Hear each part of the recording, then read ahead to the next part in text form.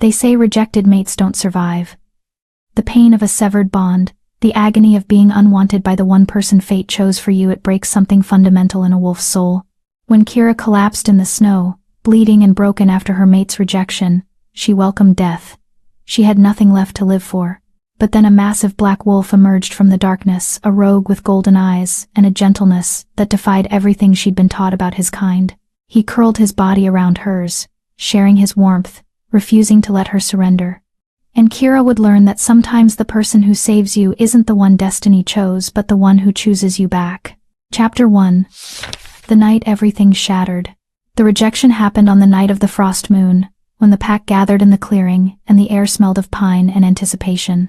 Kira had felt it for weeks, that inexplicable pull toward the northern border, the restlessness that kept her wolf pacing beneath her skin, the strange ache in her chest that grew stronger every day. Her mother had smiled knowingly, touched her cheek with weathered fingers, and said, "Your mate is close, little one. The bond is awakening." She should have known better than to hope. The Silverpaw pack had never been kind to Kira. Born small and plain, with dull brown fur and unremarkable features in both forms, she'd spent 22 years as the pack's afterthought. While other she-wolves bloomed into beauty, caught the eyes of strong males, and secured their places in the hierarchy, Kira remained invisible, the healer's daughter who was useful for treating wounds and mixing herbs, but never quite worthy of notice. "Stand straight," her mother, Elena, had whispered that evening as they walked toward the gathering. "When your mate sees you, nothing else will matter. The bond transcends everything: beauty, status, strength. It sees the soul." Kira had believed her. She'd worn her best dress simple, cream-colored, nothing like the elegant gowns of the Alpha's daughters, and braided wildflowers into her dark hair. Her wolf had been singing inside her, practically vibrating with certainty. Tonight we meet him. The clearing was already full when they arrived. Silverpaw was hosting 3 visiting packs for the seasonal alliance gathering, and the air crackled with the energy of nearly 200 wolves in close proximity. Bonfires blazed against the November cold. The scent of roasting meat made Kira's stomach growl, but she barely noticed, because he was there. She'd spotted him immediately, a tall, broad-shouldered male, standing with the Iron Ridge delegation, his presence commanding even in stillness. Dark hair, strong jaw, eyes that caught the firelight and gleamed amber. When he turned his head, scanning the crowd, Kira's breath had caught. Their eyes met. The bond snapped into place like a physical thing, a golden thread pulling taut between them, humming with recognition and need and certainty. Kira gasped, her hand flying to her chest where warmth bloomed and spread. Her wolf howled in triumph. "Mate. Ours." Finally. For one perfect, infinite moment, she'd felt complete. Then she watched his expression change. The initial shock of recognition, she'd seen it. That flash of awareness faded into something else. His eyes traveled over her, from her plain face, to her modest dress, to her unremarkable frame. And his jaw tightened. The warmth in his gaze died like a doused flame. He looked away. "No," Kira breathed, but her mother's hand closed around her arm. "Give him time," Elena whispered urgently. The shock of the bond, sometimes it takes males a moment to. But Kira was already moving, drawn by the thread that connected them, unable to stop herself even as dread pooled in her stomach. She wove through the crowd, her heart hammering, her wolf whining in confusion and hurt.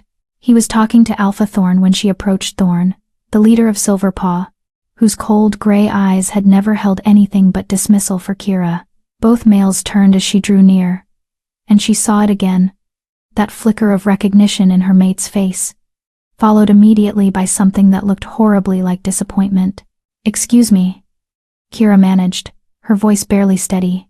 I need to speak with you. Please." Her mate's jaw worked.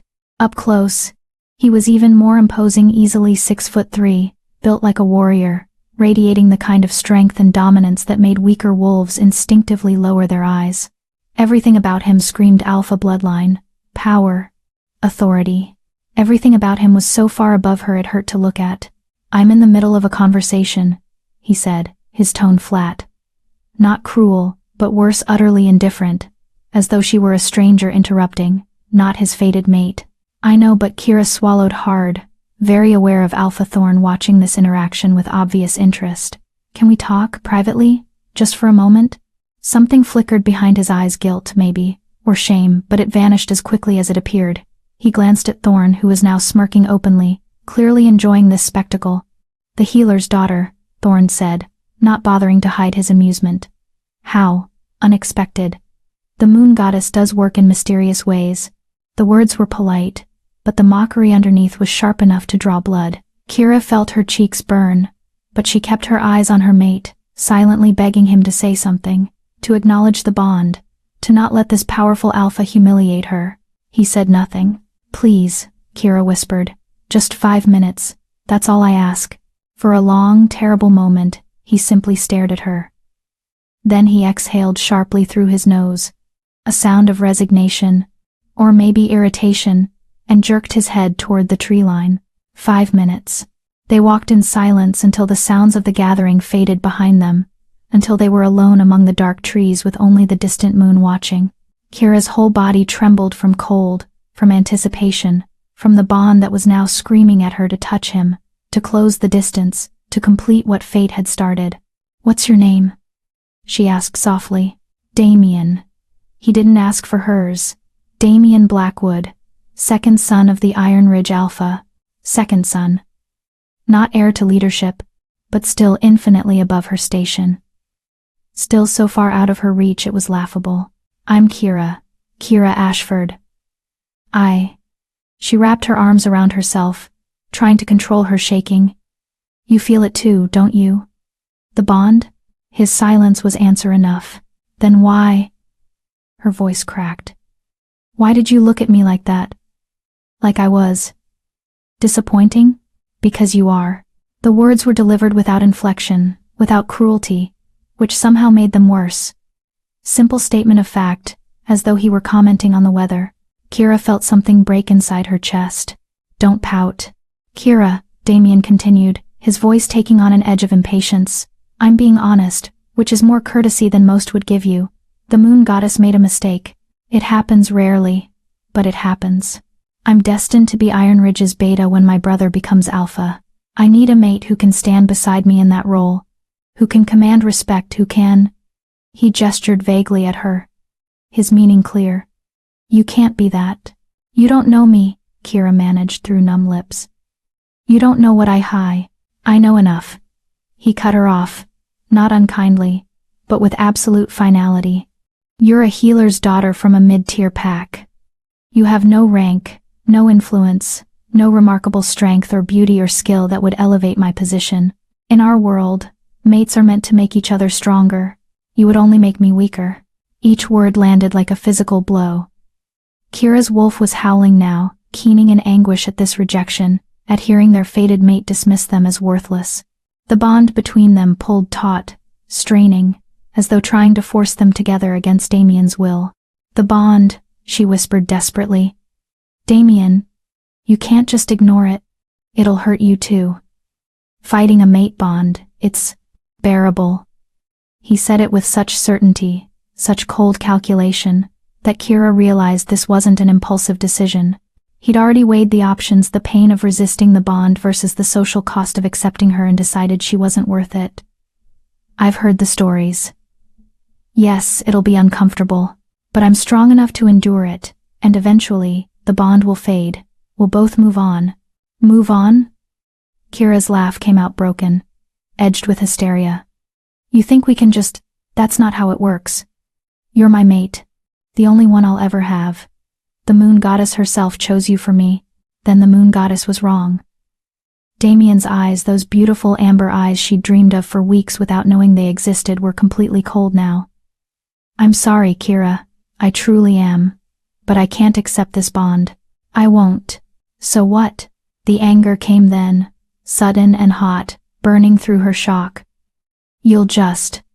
What? Pretend you never met me? Find some appropriate she-wolf and force yourself to... Yes, simple, direct, devastating. That's exactly what I'll do, and I suggest you do the same. Find some male from your pack, settle down, have pups, live your life, forget about me.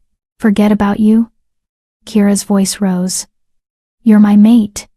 You can't just... You don't have the right to. I have every right. His voice hardened, taking on the commanding tone of someone used to being obeyed. I'm higher ranked, Kira. In our world, that means something. I'm giving you the kindest rejection I can clean, honest, with enough explanation that you understand it's not personal. Some males would simply disappear, leave you wondering. I'm at least doing you the courtesy of clarity. Courtesy. He thought this was courtesy. Please. The word came out as a sob. Kira hated herself for begging, but she couldn't stop.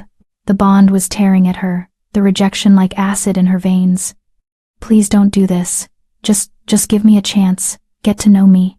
Maybe I'm not what you imagined, but I'm loyal, and I'm smart, and I can learn. No. One word. Final as a door slamming shut. Damien took a step back, putting distance between them, and Kira felt it like a physical wound. The bond stretched, protested, sent sharp pain radiating through her chest. I'll be leaving with my pack at dawn, he said, and now his voice was almost gentle, the terrible gentleness of someone delivering a mercy blow. I'd appreciate it if you didn't approach me again. If you tell anyone about the bond, I'll deny it. You have no proof, and no one would believe you over me anyway. It's better for both of us if we pretend this never happened. Better for you, Kira whispered. Yes, he agreed without shame. Better for me. I won't apologize for choosing my future over a mistake of fate. You shouldn't want someone who doesn't want you, Kira. You deserve better than that. The hypocrisy of it, rejecting her while claiming she deserved better, might have been funny if it didn't hurt so much. Damien turned to walk away, then paused, glancing back one last time. In the moonlight, his face was all hard angles and shadows, beautiful and cruel and utterly unreachable. For what it's worth, he said quietly, I hope you find happiness. Truly. Just. Not with me. Then he was gone, walking back toward the gathering, toward his pack, toward the life he'd chosen, the one that didn't include her.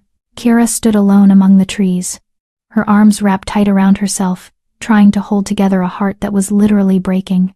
The bond thrashed inside her like a living thing in agony, screaming at her to follow him, to not let him leave, to fight for what was hers. But he'd made his choice, and she had to live with it. Chapter 2. When hope dies in the snow. Kira didn't return to the gathering. She couldn't bear the thought of walking back into that firelit clearing, of facing the curious stares and whispered questions, of watching Damien laugh and talk, and exist as though nothing had happened, as though he hadn't just destroyed her entire world with a handful of cold, clinical words. Instead, she ran. Her wolf surged forward, demanding release, and Kira didn't fight it. She stripped quickly, her human hands clumsy with grief and shock, and let the shift take her. Bones cracked and reformed, fur rippled across skin, and then she was on 4 legs, smaller and plainer than most wolves, but faster than anyone gave her credit for. She ran through the forest, her paws barely touching the frozen ground, her breath coming in white clouds. The bond pulled at her with every stride, wrong direction. Go back, mate. But she ignored it, pushed harder, ran faster, as though she could somehow outrun the pain. It didn't work.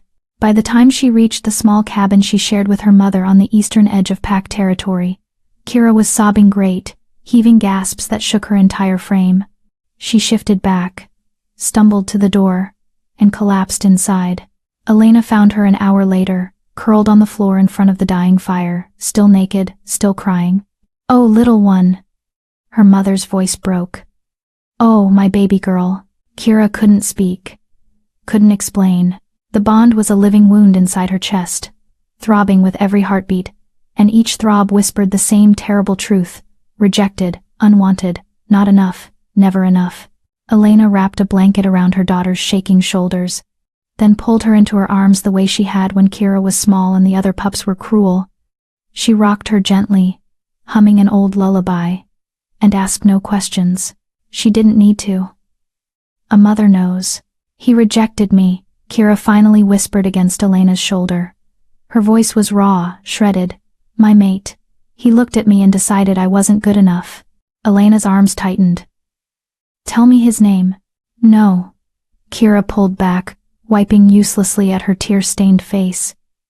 He said if I told anyone, he'd deny it. And he's right. No one would believe me anyway. Why would they? He's He's perfect, Mama. Strong and handsome and high-ranking, and I'm just, her voice cracked. I'm just me. You are my daughter, Elena said fiercely, gripping Kira's face between her palms. You are brilliant, and kind, and plain, Kira interrupted flatly. Weak, unremarkable. That's what he said. Not in those exact words, but that's what he meant. He said I'd make him weaker, that the moon goddess made a mistake. Elena's face went white, then red with fury. The moon goddess does not make mistakes. Then why would she pair me with someone who doesn't want me? The question came out as a wail. Why would she let me feel this bond, let me hope for one perfect moment? And then she couldn't finish. The pain was too big, too consuming. Her mother had no answer. What answer could there be? They sat together by the fire until the embers died, until the night grew cold enough that their breath misted in the air.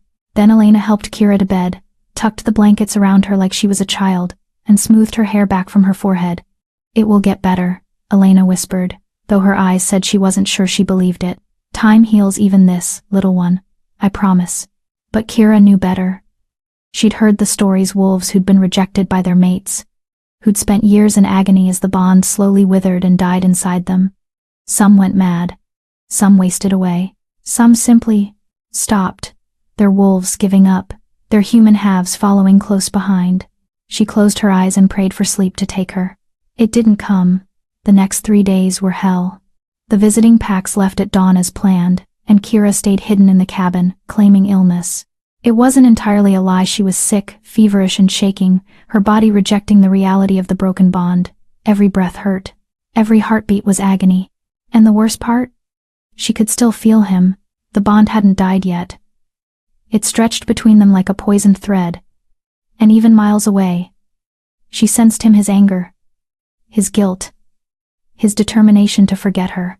At night, when she finally managed to fall into fitful sleep, she dreamed of amber eyes and cold rejection, woke gasping and crying and desperately, pathetically hoping it had all been a nightmare.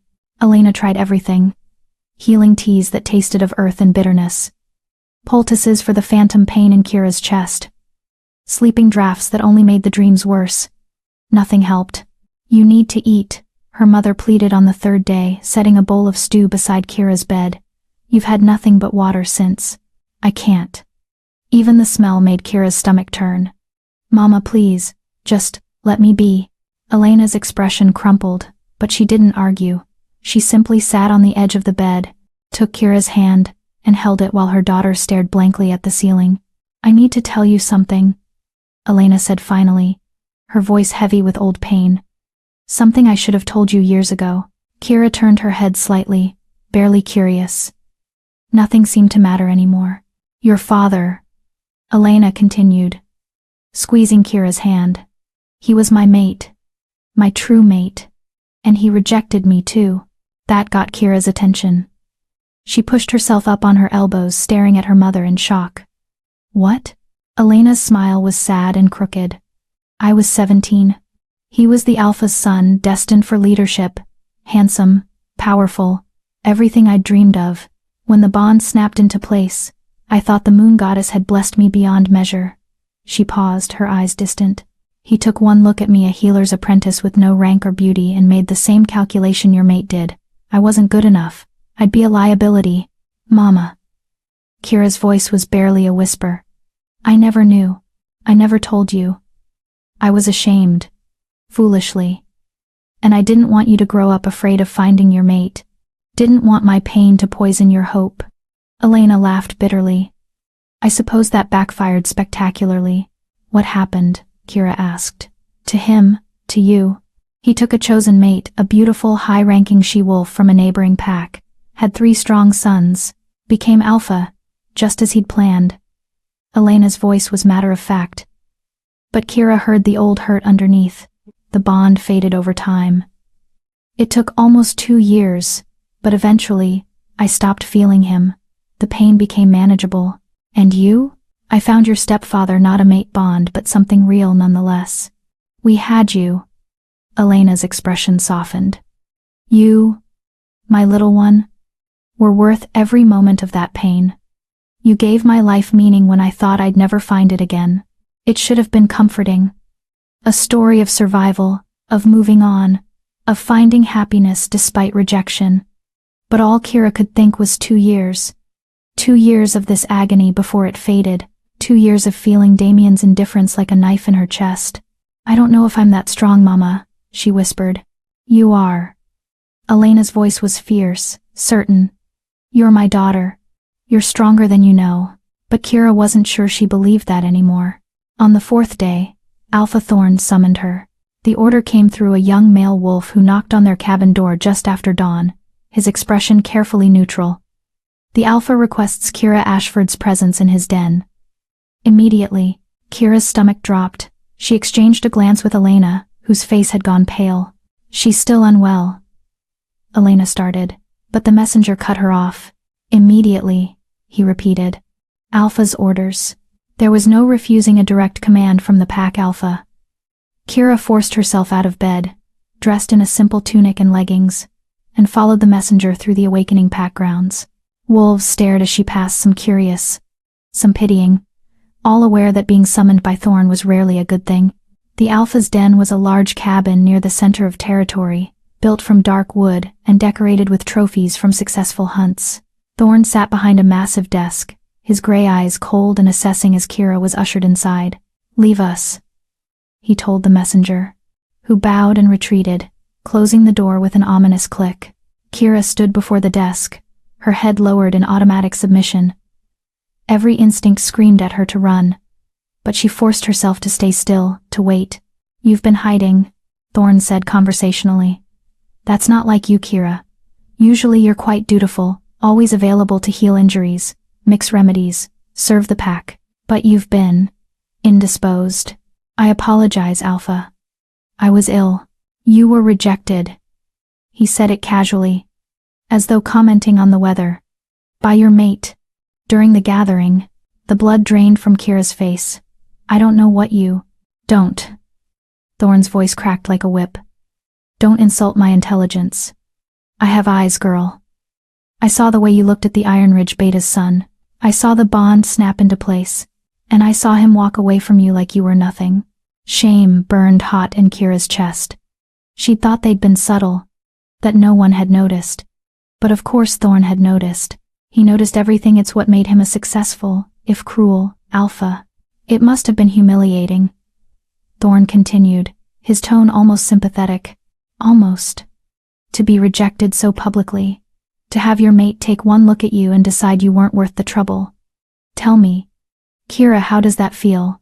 The question was designed to wound, and it succeeded. Kira's nails dug into her palms, her wolf snarling beneath her skin. With respect, Alpha, why did you summon me? She managed through clenched teeth. Because your situation creates a problem for me. Thorn leaned back in his chair, steepling his fingers. You see, Iron Ridge is a valuable ally.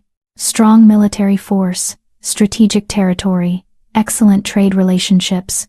I've been cultivating a closer alliance with Alpha Blackwood for years. And now his second son has rejected a wolf from my pack.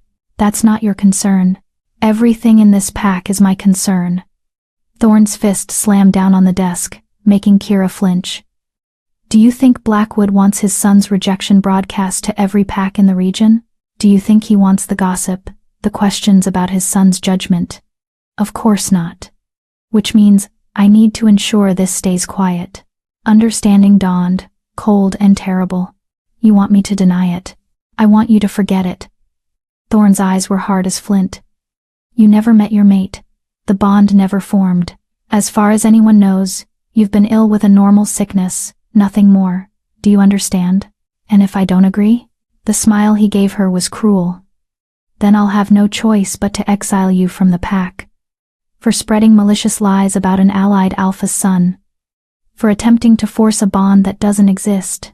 For being a disruption to pack harmony. He paused, letting that sink in.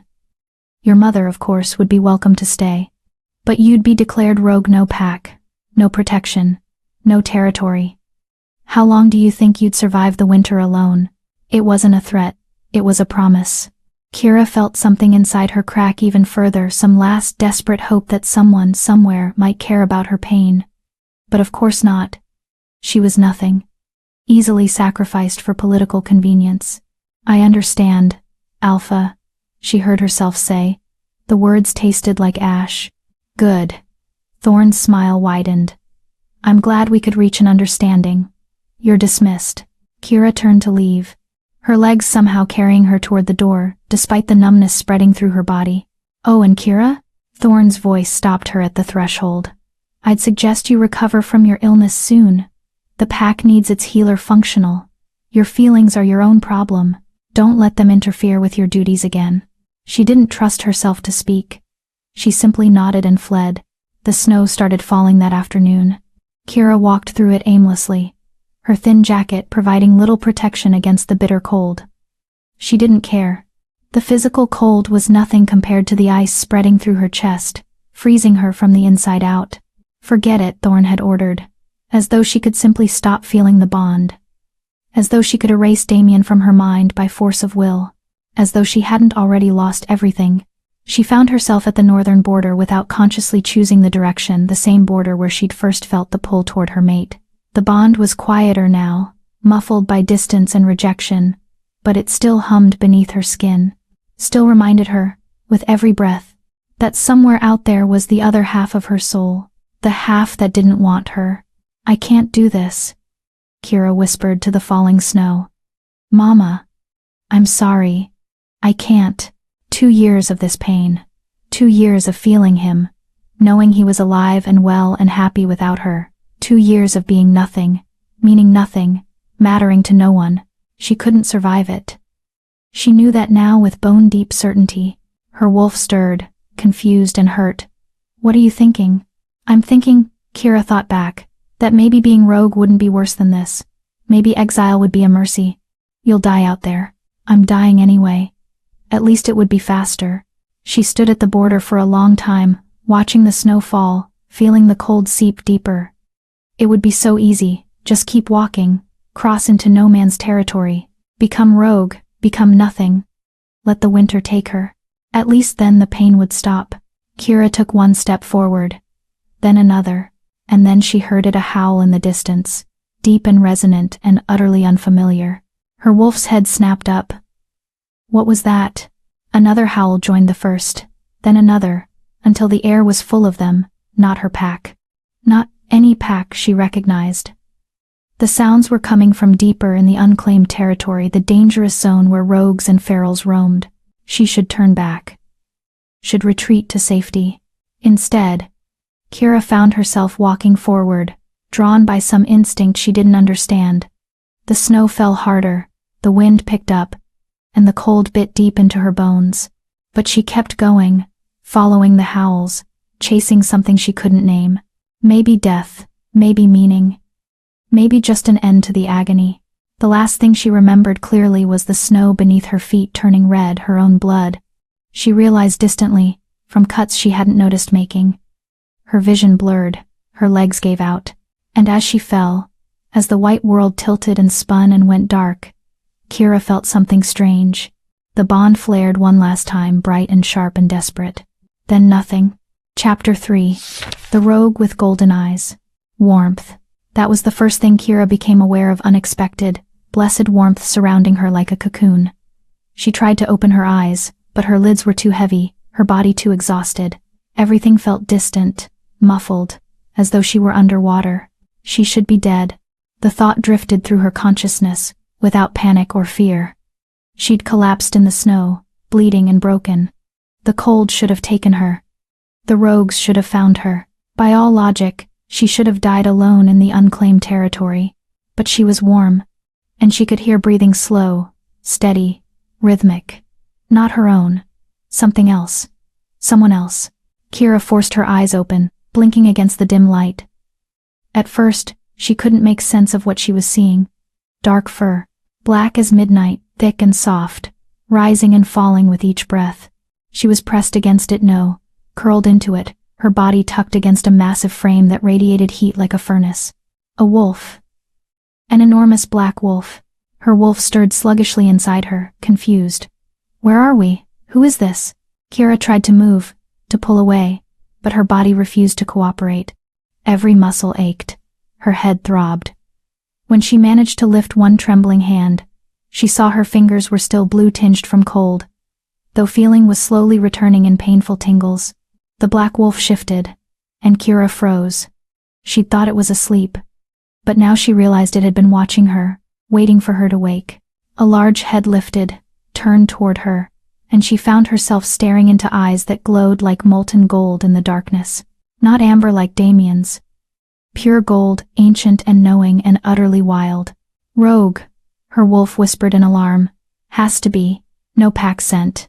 But rogues were supposed to be mad feral creatures driven insane by isolation, attacking anything that moved. This wolf was perfectly still, perfectly controlled, studying her with an intelligence that made her shiver for reasons that had nothing to do with cold. Kira opened her mouth to speak, but all that came out was a hoarse croak. Her throat was raw, her lips cracked and bleeding. How long had she been unconscious? The black wolf made a low sound. Not quite a growl, not quite a whine. Then it moved, carefully extracting itself from around her body. Kira immediately felt the loss of warmth, shivering violently as cold air hit her skin. She was in some kind of den, she realized. A natural cave formation. By the looks of it, rough stone walls. A ceiling high enough that the wolf could stand at full height, which was considerable. The entrance was partially blocked by snow, creating a natural barrier against the wind. Someone had gathered pine boughs to create a makeshift bed, and that's where Kira lay now, her body still wrapped in the tatters of her jacket. The black wolf moved to the cave entrance, paused, then looked back at her. Those golden eyes held a question. Stay, they seemed to say. I'll return. Then it was gone, slipping through the narrow opening and disappearing into what sounded like a raging blizzard outside. Kira lay there, trembling, trying to make sense of what was happening. The mysterious wolf had saved her, kept her alive through the night, shared its body heat, brought her to shelter. But why? Rogues didn't do that. Rogues killed, or ignored, or ran. They didn't rescue dying she-wolves and nurse them back to health. Unless it wasn't a rogue. Then what is it? Her wolf asked nervously. Kira had no answer. She must have dozed off again. Because the next thing she knew, the black wolf was back. Snow dusting its fur, carrying something in its massive jaws. It dropped the object near Kira, a rabbit. Freshly killed. Still warm. Her stomach cramped with sudden vicious hunger. She hadn't eaten in days. But she couldn't shift, didn't have the strength. And she couldn't eat raw meat in her human form, her teeth weren't designed for it. The black wolf seemed to understand her dilemma. It shifted. The transformation was unlike anything Kira had ever seen. Most wolves took several seconds to shift, the change methodical and controlled. This was instantaneous, a blur of shadow and movement, and suddenly a man stood where the wolf had been. Kira's breath caught. He was God's. He was beautiful. Tall, even taller than Damien, with broad shoulders and a powerful build that spoke of raw strength. His skin was bronzed, marked with scars that looked like they'd been earned in battle. Long black hair fell past his shoulders, wild and unbound. But it was his face that held her attention, sharp features, high cheekbones, a strong jaw covered in dark stubble, and those eyes, those impossible golden eyes that seemed to glow even in human form. He was also completely naked, which Kira's exhausted brain took an embarrassingly long moment to process. She averted her gaze quickly, heat flooding her cheeks despite her weakness. The wolf made an amused sound, low and rough. His voice when he spoke was deep and resonant, with an accent she couldn't quite place. Modesty. Interesting. Most wolves lose that quickly in pack life. It was the first time anyone had spoken to her in days. Kira's eyes burned with sudden, unexpected tears. Who are you? She managed, her voice barely above a whisper. He didn't answer immediately. Instead, he crouched beside the rabbit, and Kira realized he was preparing it for her, using claws that hadn't fully retracted to efficiently skin and portion the meat. Within minutes, he'd created strips that even human teeth could manage. He held one out to her. Eat first, questions later. Kira wanted to argue, but her body had other ideas. She took the offered meat with shaking hands and bit into it. The taste was incredible, rich and warm, and exactly what her starving body needed. She devoured the first piece, then another, while the mysterious man watched with those unreadable golden eyes. Slowly, he cautioned when she reached for a third piece. Your stomach needs time to adjust. Too much too fast, and you'll be sick. He was right, of course. Already her stomach was cramping, unused to food after days of nothing. Kira forced herself to slow down, to chew carefully, to let her body remember how to process nourishment. Thank you, she said finally, when she'd eaten enough to quiet the worst of the hunger. For all of this. For saving me. The man tilted his head, studying her. Why were you out there? Alone, unprotected, walking into rogue territory during a blizzard? His tone wasn't accusatory, just curious. Still, Kira felt shame heat her face. What could she say? I was trying to die because my mate rejected me? It sounded pathetic even in her own head. I got lost, she lied. I wasn't thinking clearly. I'm sorry if I intruded on your territory. Those golden eyes narrowed slightly. He knew she was lying, but he didn't call her on it. This isn't my territory, he said instead. I'm just passing through. Then why help me? The question burst out before Kira could stop it. You're a rogue, aren't you? You could have just left me. Let the cold take me. It would have been easier. Something flickered across his face, an emotion too quick to catch. Perhaps. But I didn't. Why? He was silent for a long moment, his gaze distant. When he finally spoke, his voice was softer. Because everyone deserves a chance to choose whether they live or die. And you were too far gone to make that choice consciously, so I chose for you. His eyes refocused on her, intense. If you want to die, little wolf, you should at least be awake and aware when you make that decision. The casual way he said it, the acknowledgement that he'd known, that he'd seen through her lie, immediately made Kira's throat tighten. She looked away, unable to hold that knowing golden gaze. I don't want to die, she whispered. It wasn't entirely true, but it wasn't entirely false either. Good. He stood in one fluid motion, unconscious of his nakedness. Then rest. Heal. The storm will pass in a day or two, and then you can return to your pack. The thought of returning to Silverpaw, to Thorn's cold commands and pitying stares, and the constant reminder of her rejection, made Kira's chest tighten. But where else could she go? What about you? She asked. Where will you go? His expression shuddered. That's not your concern. You saved my life. That makes it my concern. Was that amusement in his eyes? Fierce words from someone who can barely sit up? He had a point. Kira was exhausted, her body crying out for more rest. But she forced herself to stay conscious, to keep her eyes open, some instinct warning her that if she fell asleep now, her mysterious savior might disappear. At least tell me your name, she said. Please, I need to know who to thank. He hesitated, and for a moment, Kira thought he'd refuse. Then, Kiran. Kiran, she repeated, testing the name. It felt old somehow. Powerful. I'm Kira. I know. At her confused expression, he gestured to her jacket, where a small patch bore her pack symbol and her name. You talk in your sleep too. Called for your mother. For someone named Damien. His voice hardened almost imperceptibly on the last name. Your mate? The question felt like a knife between her ribs. Kira looked away. He was supposed to be. Supposed to be. He rejected me. The words came out flat, emotionless. She had no tears left for this. 4 days ago. Looked at me. Decided I wasn't good enough. And walked away. That's why I was. She gestured vaguely at herself. At the cave. At everything. That's why. Silence fell, heavy and uncomfortable. Kira waited for the pity, the platitudes, the awkward attempts at comfort. But Kiran surprised her. Then he's a fool, he said simply. And you're better off without him. Something about the matter-of-fact delivery, no pity, no false comfort, just blunt truth made Kira laugh.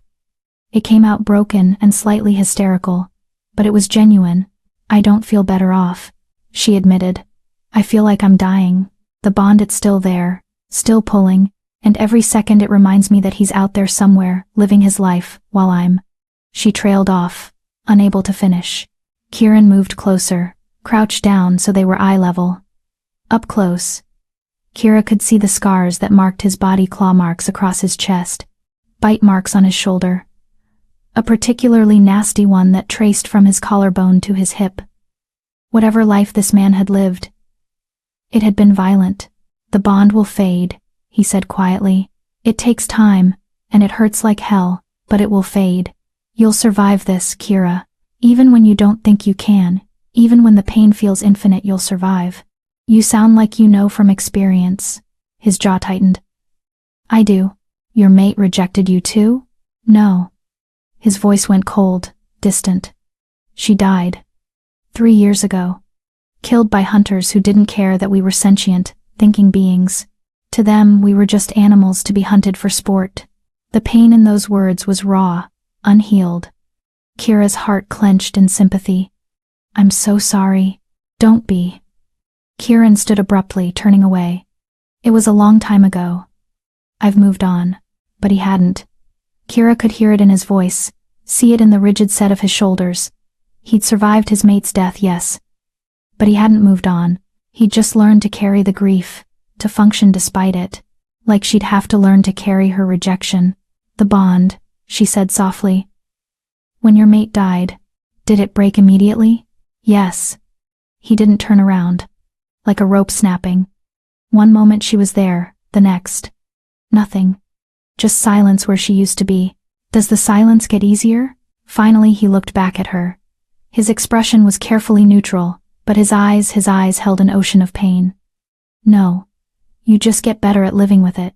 It wasn't the answer Kira had hoped for, but it was honest.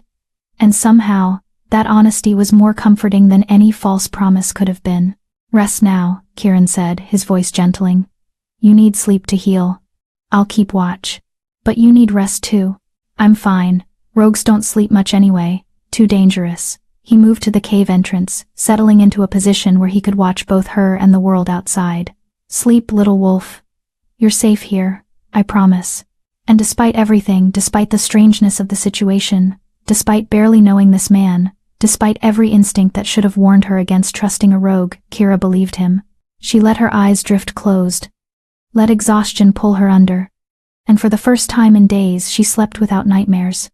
When she woke hours later, Kieran had shifted back to his wolf form, and was once again curled around her, lending his warmth to her still healing body. His golden eyes watched her in the darkness, patient and protective. And for reasons she couldn't explain, Kira felt safer than she had in years. Chapter 4. Scars that mirror mine. The storm raged for 3 days. 3 days trapped in the cave with a mysterious rogue who'd saved her life for reasons he refused to explain. 3 days of slowly healing, of eating the rabbits and birds Kieran hunted during brief breaks in the blizzard, of learning to exist in the strange bubble of safety he'd created. 3 days of trying not to think about Damien. It didn't work. The bond was still there, fainter now, muffled by distance and rejection, but present enough to remind her with every breath that somewhere out there, her mate existed without her. Sometimes, in the quiet moments when Kieran was out hunting and she was alone with her thoughts, Kira would press her hand to her chest and wonder if Damien felt it too. The hollow ache. The wrongness of being separated from your other half. Probably not. He'd been so certain, so coldly practical. I'm strong enough to endure it, he'd said, and he probably was. While she wasted away in a cave, he was likely going about his life as planned, courting appropriate she-wolves, securing his position as future beta, forgetting she'd ever existed. You're thinking about him again. Kira jerked, pulled from her spiraling thoughts. Kieran stood at the cave entrance in human form, snow dusting his bare shoulders, a ptarmigan dangling from one hand. He'd stopped bothering with clothes after the first day, practicality trumping modesty when you shifted as often as he did, and Kira had stopped blushing about it. Mostly. How can you tell? She asked, pulling the fur he'd provided taken from his own kills tighter around her shoulders. Your scent changes. Gets bitter. He moved to the fire he'd built, another miracle. Somehow, he'd found dry wood even in the storm, and began preparing the bird with practiced efficiency.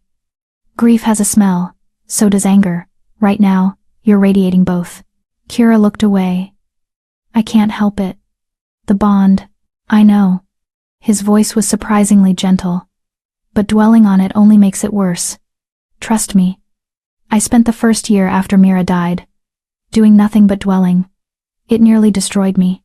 It was the first time he'd said his mate's name aloud. Kira glanced at him, saw the tightness around his eyes, the way his jaw clenched.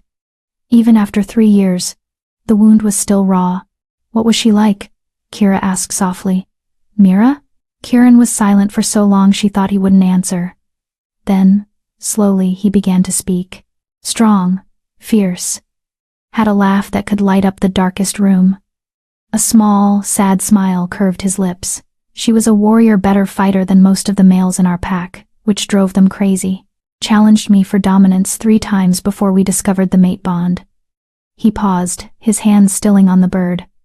She never backed down from anything. Even at the end, when the hunters had her surrounded, she fought. Took 4 of them with her before. He didn't finish. Didn't need to. I'm sorry, Kira whispered. That's not fair. That's not. She deserved better. We all deserve better than what we get. Kieran resumed his work, his movements mechanical. But the universe doesn't care about fair. It just is. We survive or we don't. Which did you choose? He looked at her then, really looked at her, and something flickered in those golden eyes. I'm still deciding. The honesty of it struck Kira silent.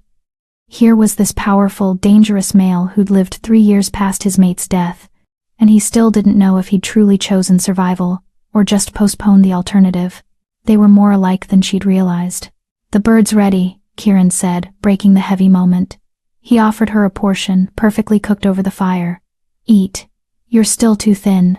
Kira accepted it gratefully. Over the past 3 days, she'd gained back some strength enough to sit up without difficulty, to walk around the cave without stumbling. Kieran's care had been meticulous. Food at regular intervals, water from melted snow, herbal poultices he somehow knew how to make that helped her cuts and bruises heal faster. Where did you learn all this? She asked between bites. The healing, I mean. The herbs and remedies. My mother was a healer. Before, he gestured vaguely. Before everything. She taught me the basics. Said even warriors needed to know how to treat wounds when no healer was available. Did she die too? When the hunters... No. Kieran's voice went flat. She died years before that. Illness. Nothing we could do. He poked at the fire with a stick, sending sparks spiraling upward. My father followed 6 months later. Broken heart, they said. I used to think that was romantic bullshit. Then I lost Mira, and I understood. But you didn't die. No, I didn't have the courage. He said it without self-pity, just stating fact. Or maybe I had too much. Hard to say. I just kept going. Left the pack, couldn't stand the pity, the whispers, everyone walking on eggshells around me, became rogue. Been wandering ever since.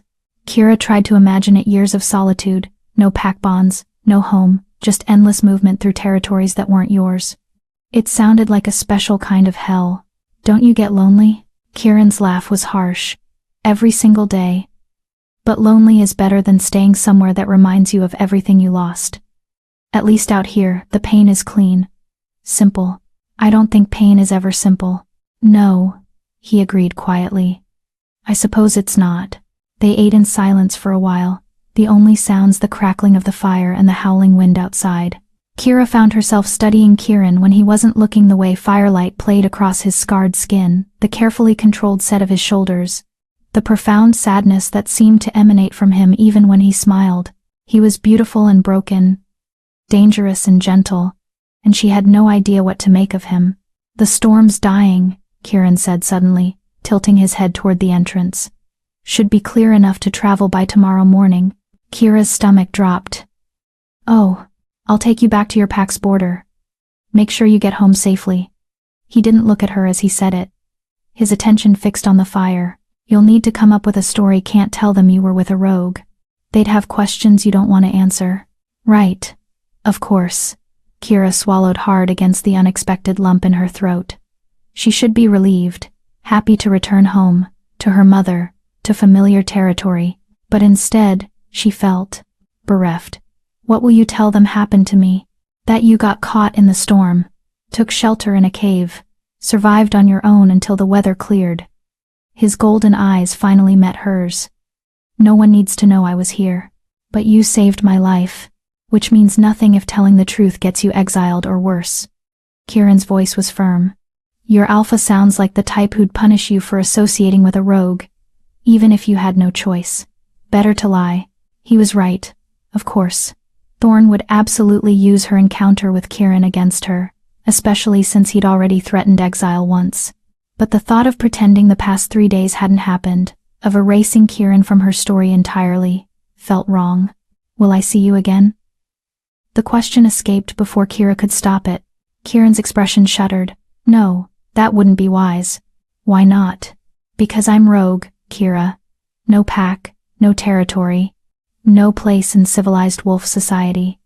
If you're seen with me, it'll raise questions. Cause problems. You don't need more problems right now. What if I don't care about that? You should. His voice hardened.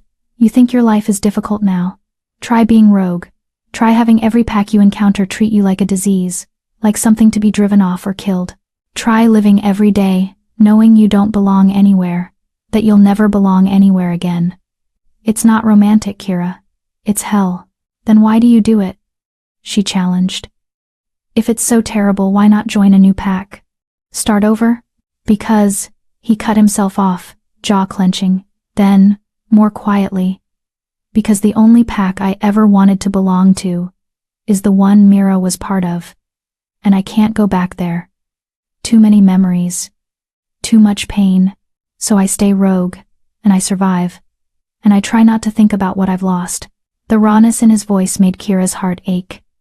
She wanted to comfort him, to offer some words of wisdom or hope, but what could she say? She was barely surviving her own grief. She had no solutions for his. I'm sorry, she whispered. I shouldn't have pushed. Kieran shook his head. No, it's fine. I'm just not used to talking about it, about her, about any of it. He stood abruptly, moving to the cave entrance. I'm going to check the perimeter, make sure the storm didn't draw any actual ferals to the area. Stay inside. He shifted before she could respond, his body blurring into that massive black wolf, and disappeared into the night. Kira sat alone by the fire, fighting the urge to cry. In 3 days, Kieran had become, what? Not a friend, exactly. They barely knew each other, but something.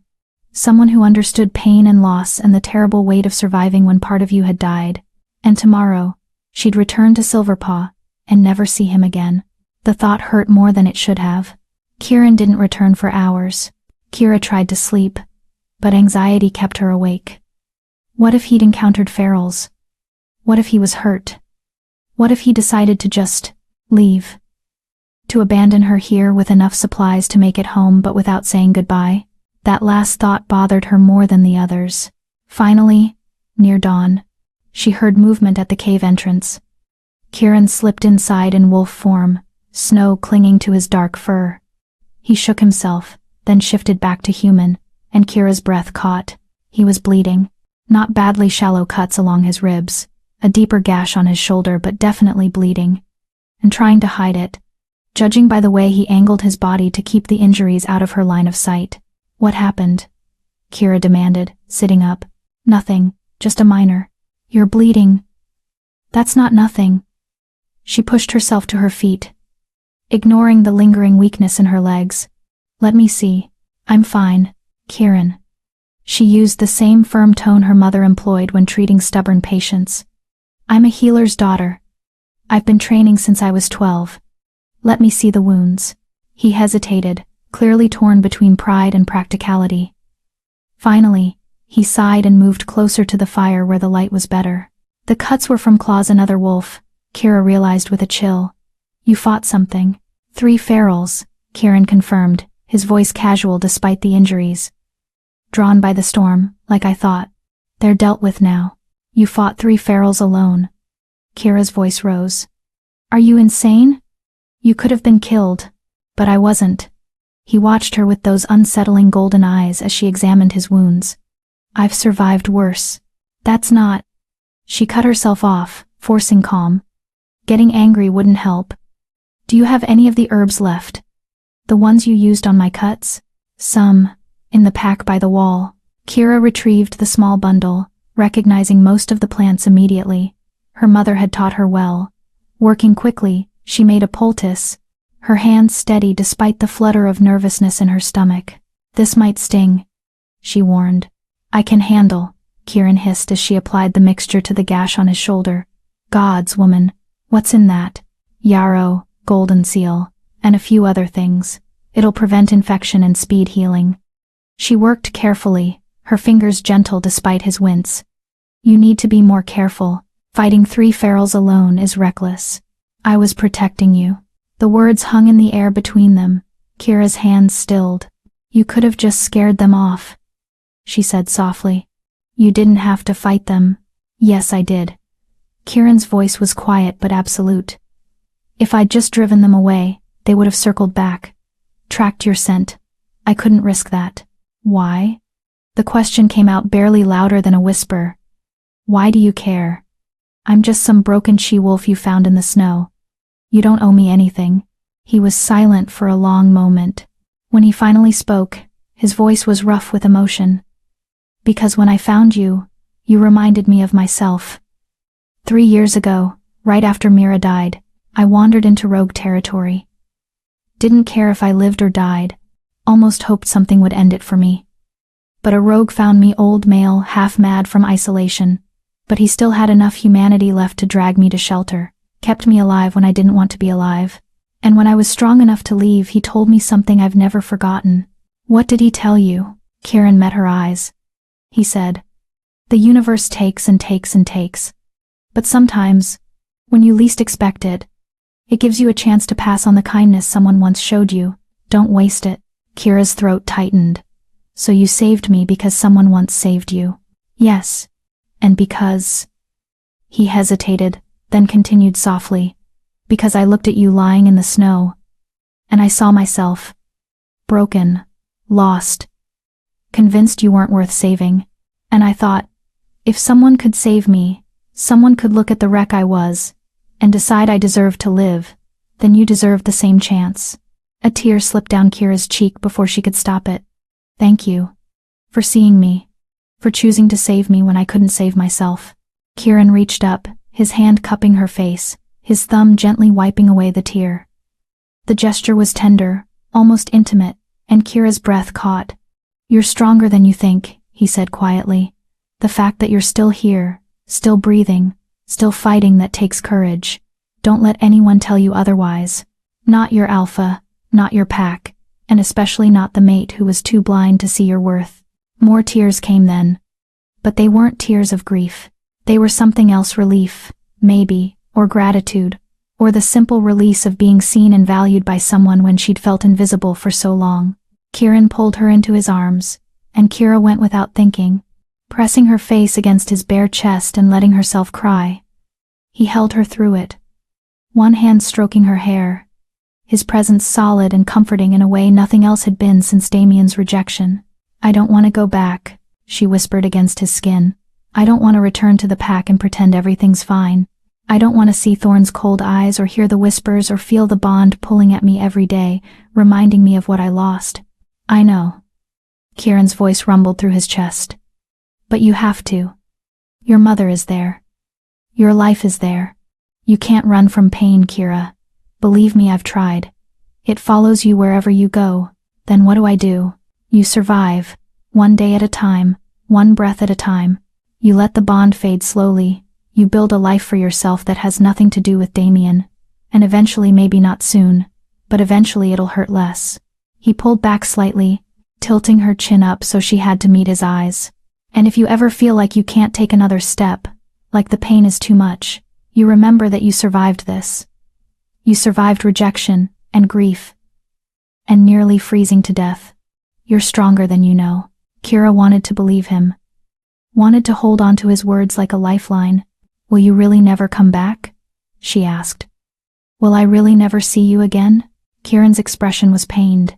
It's better if... I didn't ask what's better. I asked if I'll see you again. He studied her face for a long moment, something complex and unreadable in his golden eyes. Then, slowly, he nodded. The northern border of your territory, he said quietly. Where I found you. If you ever need. If things get too difficult. Or if you just need to talk to someone who understands, go there. At sunset. I'll find you. You'll come? You promise? I promise. His hand was still cupping her face, his thumb tracing gentle patterns on her cheekbone. But don't come unless you truly need to, Kira. Every time we meet, it'll be a risk. For both of us. I understand. She covered his hand with hers. Thank you. For everything. For saving my life. For your kindness. For giving me hope when I thought I had none left. Something shifted in Kieran's expression, something vulnerable and almost afraid. For a moment, Kira thought he might say something important, something that would change everything. But then he stepped back, breaking the contact, and the moment passed. Get some rest, he said, his voice carefully neutral again. We leave at first light. You'll need your strength for the journey home. Kira nodded, though sleep felt impossible now. She lay down on the bed of pine boughs and furs, watching as Kieran shifted back to his wolf form and curled up near the fire. His golden eyes watched her in the darkness, protective and sad. And as she finally drifted off to sleep, Kira realized something that should have terrified her but somehow didn't. She didn't want to say goodbye to him tomorrow. She didn't want to say goodbye at all. Chapter 5. Facing the Pack's Judgment. Dawn broke cold and clear, the storm finally spent. Kira woke to find Kieran already in human form, standing at the cave entrance, silhouetted against the pale morning light. He looked like something out of legend, wild and untamed, belonging more to the forest than civilization. It's time, he said without turning around. The way back will be easier now that the snow's stopped. But we should leave soon. Your pack will be worried. Would they? Kira doubted anyone but her mother had noticed she was gone. To Silverpaw, she was just the healer's quiet daughter. Useful but unremarkable. Easily overlooked. They'd probably assumed she was hiding in the cabin, nursing her illness, not lost in the wilderness, fighting to survive. Still, she pushed herself up, ignoring the protest of muscles still sore from her ordeal. I'm ready. Kieran finally looked at her, and something flickered in those golden eyes. Regret. Maybe. Or reluctance. Are you sure you want to go back? The question surprised her. Where else would I go? Anywhere. Nowhere. He moved closer, his expression serious. You could come with me. Live as Rogue. It's hard, and it's lonely, but it's also freedom. No alpha dictating your life, no pack politics, no pretending to be something you're not. For one wild moment, Kira actually considered it. Leaving everything behind, Silverpaw, Thorn, the constant reminder of her rejection, and just disappearing into the wilderness with this mysterious male who'd saved her life. But reality crashed back quickly. I can't. My mother would survive, Kieran interrupted gently. She survived before you were born. She'd survive after. I'm not saying it wouldn't hurt her, but she'd understand. Eventually. You don't know that. No, he admitted. But I know what it's like to stay somewhere out of obligation when your soul is screaming to leave. It eats at you, Kira. Slowly. Until there's nothing left. Is that what happened to you? He didn't answer directly. Instead, he asked, what do you want? Not what you should do. Not what's expected. What do you actually want? Kira opened her mouth to respond, then closed it again. What did she want? A week ago, she would have said she wanted her mate to accept her, to love her, to complete the bond. But now? Now she wanted to stop hurting. She wanted to feel valued. She wanted to exist somewhere where her plainness wasn't a liability, where her gentle nature wasn't seen as weakness. She wanted to feel the way she felt in this cave, safe, seen, understood, but she couldn't say that. Not to Kieran, who was offering her an impossible choice just days after saving her life. I want my mother to be happy, she said finally. And she won't be if I disappear. So I go back. At least for now. Kieran nodded slowly, though disappointment shadowed his features. At least for now, he echoed. But remember what I said about the northern border. If things become unbearable, I'll come find you. I know. Kira managed a small smile. You won't get rid of me that easily, Kieran. I don't want to get rid of you at all, he said softly.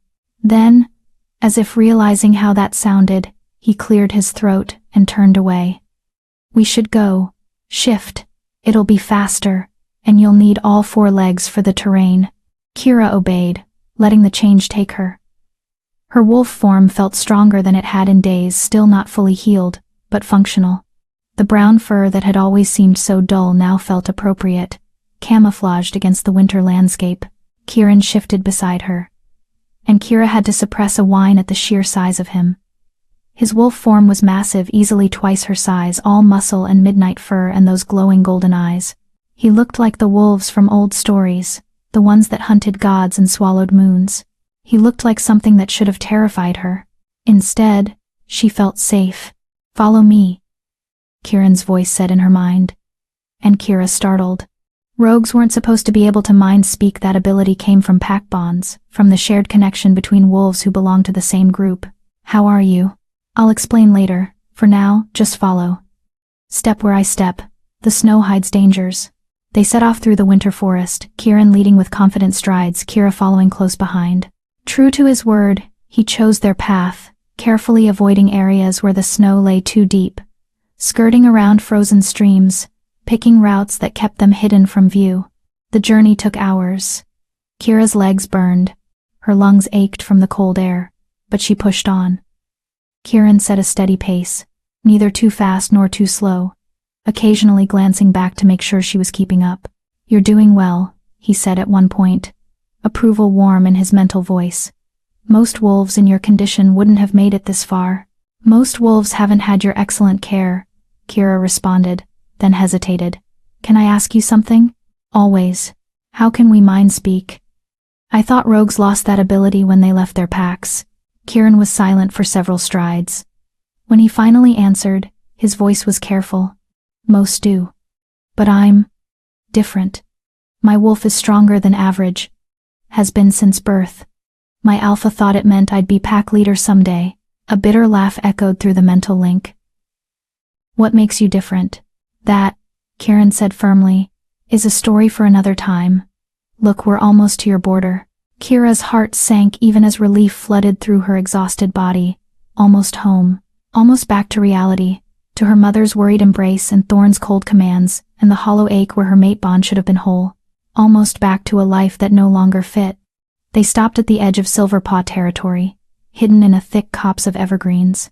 In the distance, Kira could see the familiar landmarks, the twin oaks that marked the eastern border, the old stone marker left by wolves long dead, the faint trails that crisscrossed pack lands. Home. Except it didn't feel like home anymore. Kieran shifted back to human form, and after a moment's hesitation, Kira did the same. They stood facing each other in the cold morning air, both naked as the day they were born, and somehow it felt more intimate than anything they'd shared in the cave. This is where we part, Kieran said, his voice rough. Your pack lands are just beyond those trees. Follow the eastern trail, it'll take you straight to the main den. Tell them you got caught in the storm, took shelter in a cave, rationed what food you had. They'll believe you. And if they don't, then stick to the story anyway. Consistency is key. His golden eyes held hers. Don't mention me, Kira. No matter what. Even if you trust someone completely, especially if you trust them. Secrets have a way of spreading, and you don't need that kind of attention. She nodded, committing his instructions to memory. Then, before she could overthink it, she stepped forward and wrapped her arms around him. Kieran went rigid with surprise, but after a moment, his arms came around her too. He was warm and solid and real, and Kira pressed her face against his chest, memorizing the scent of him, pine and snow, and something wild and indefinable. Thank you, she whispered, for everything. I mean it. You saved my life in more ways than one. His arms tightened. You saved mine too. How? I didn't. You reminded me why I'm still alive, Kieran said quietly. 3 years I've been wandering, existing but not really living. Going through the motions because I didn't have the courage to end it but couldn't find a reason to truly continue. And then I found you. And I remembered, his voice caught. I remembered what it feels like to matter to someone, even if just for a few days, even if just as a stranger who offered shelter from a storm. Kira pulled back enough to look up at him. You matter, Kieran. Don't ever think you don't.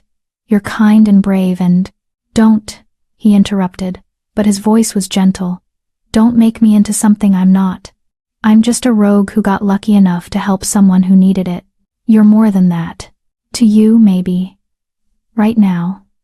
His hand came up to cup her face, and the gesture was achingly tender. But you'll go back to your life, and I'll go back to mine, and eventually, this will just be a strange memory. The time you almost died and a mysterious wolf saved you. That's not— Kira started to protest, but Kieran shook his head. It is, and it's okay.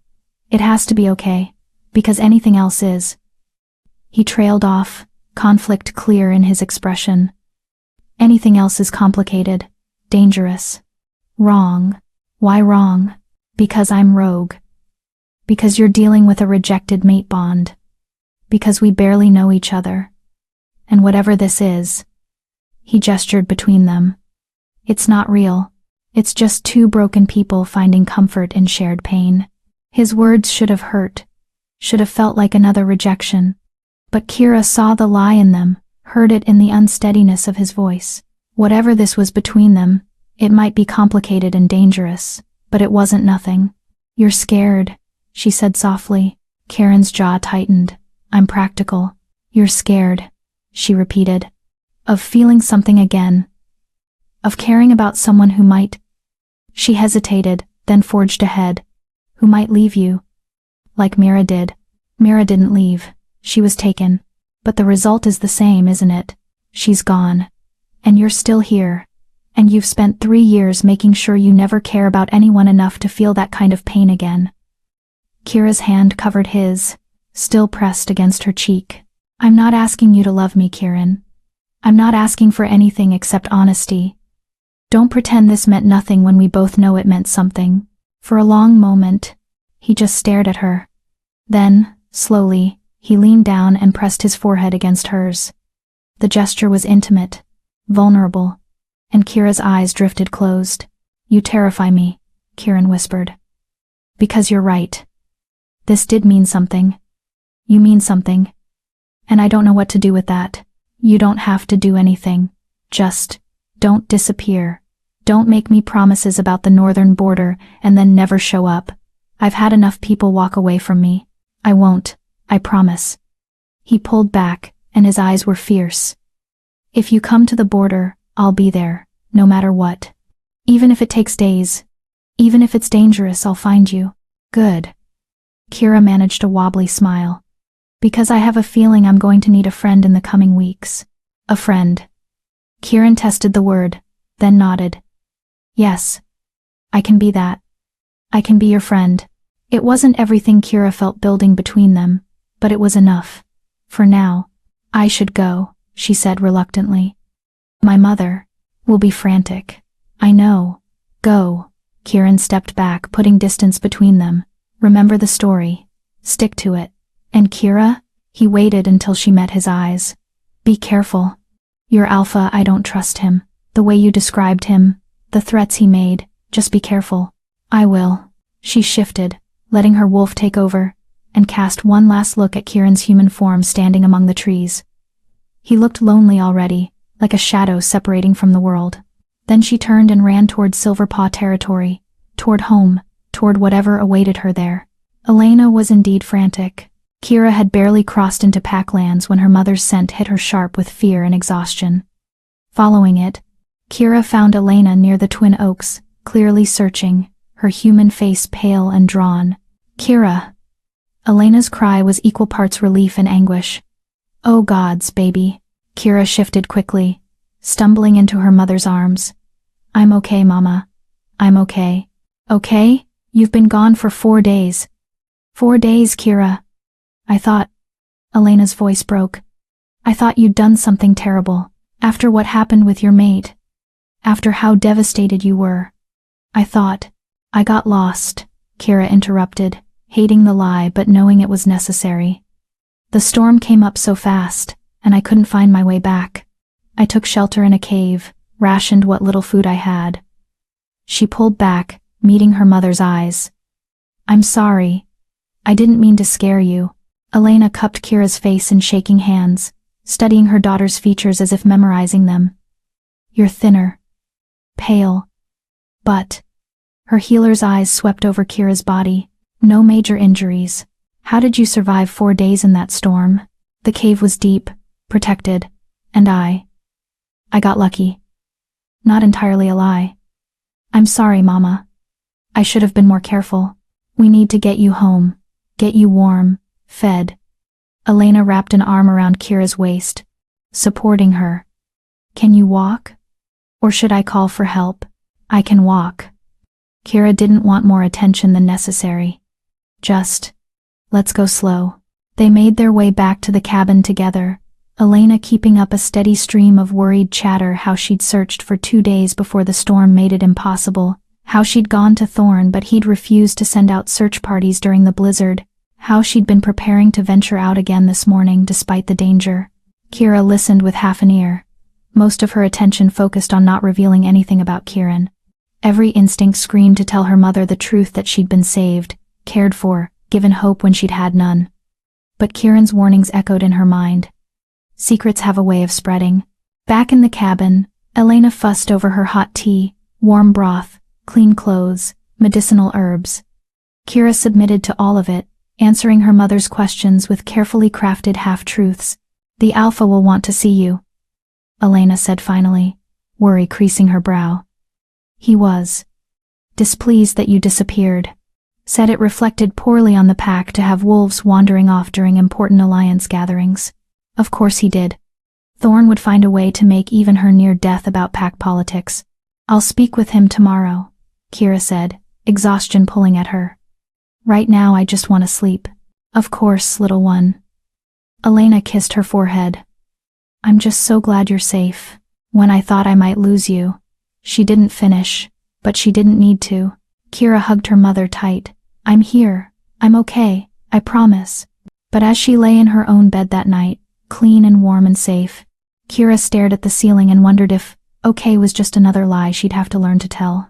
The bond was still there, that hollow ache in her chest reminding her of Damien's rejection, but it felt different now, quieter, less consuming, as though something else had taken up residence beside it, something warm and golden and protective, something that felt suspiciously like hope.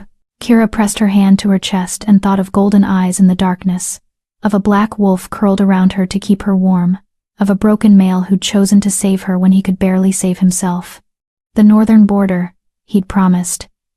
"If you need me, I'll find you." She believed him, and that belief was enough to face whatever came next.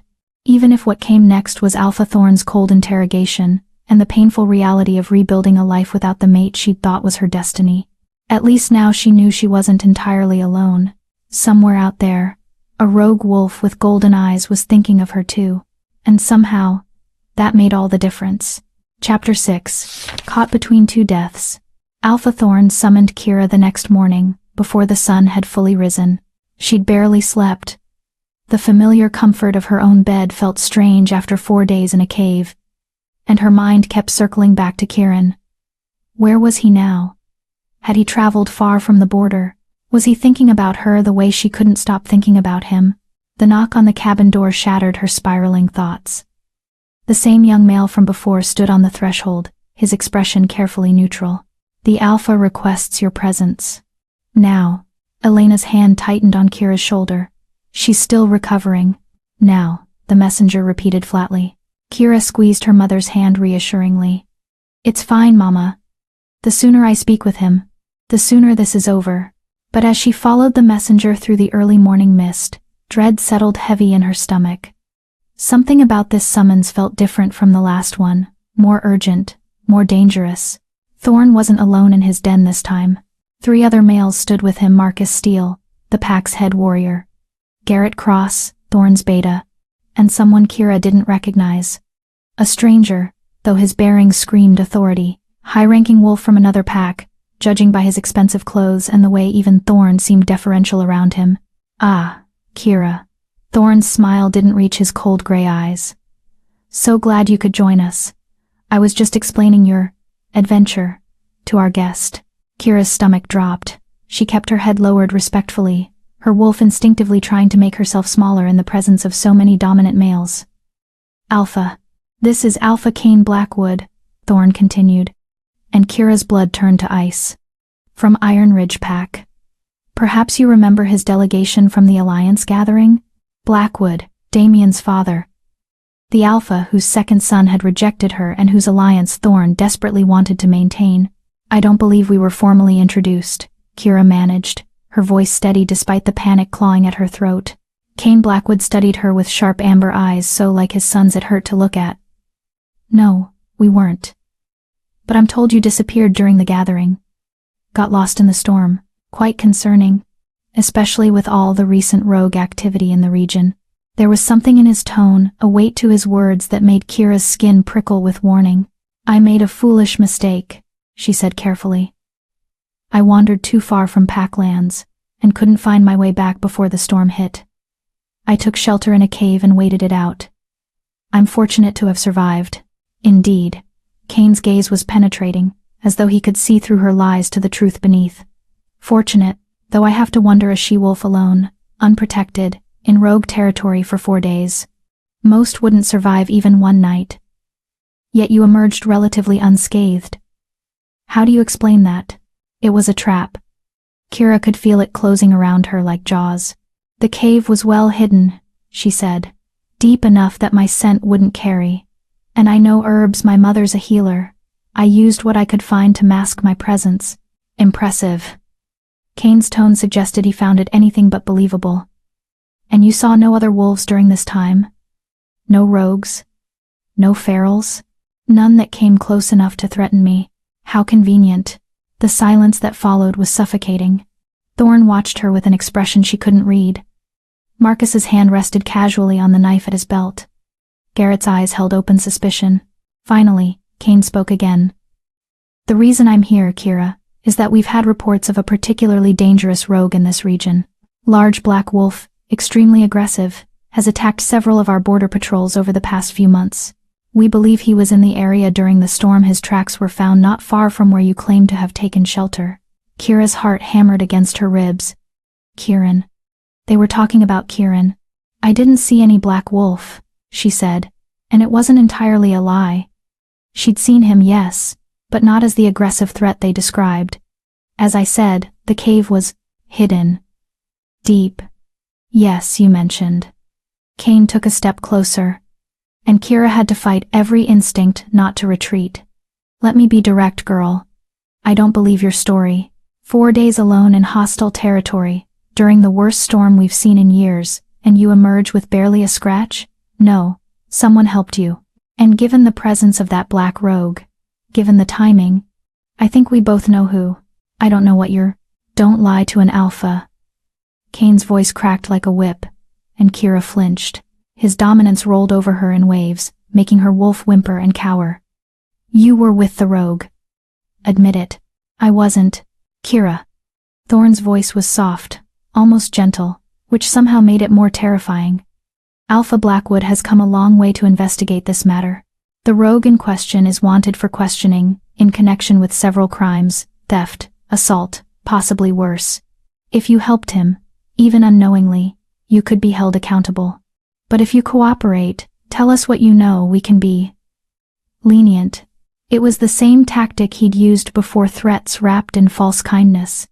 But this time, it wasn't just about pack politics.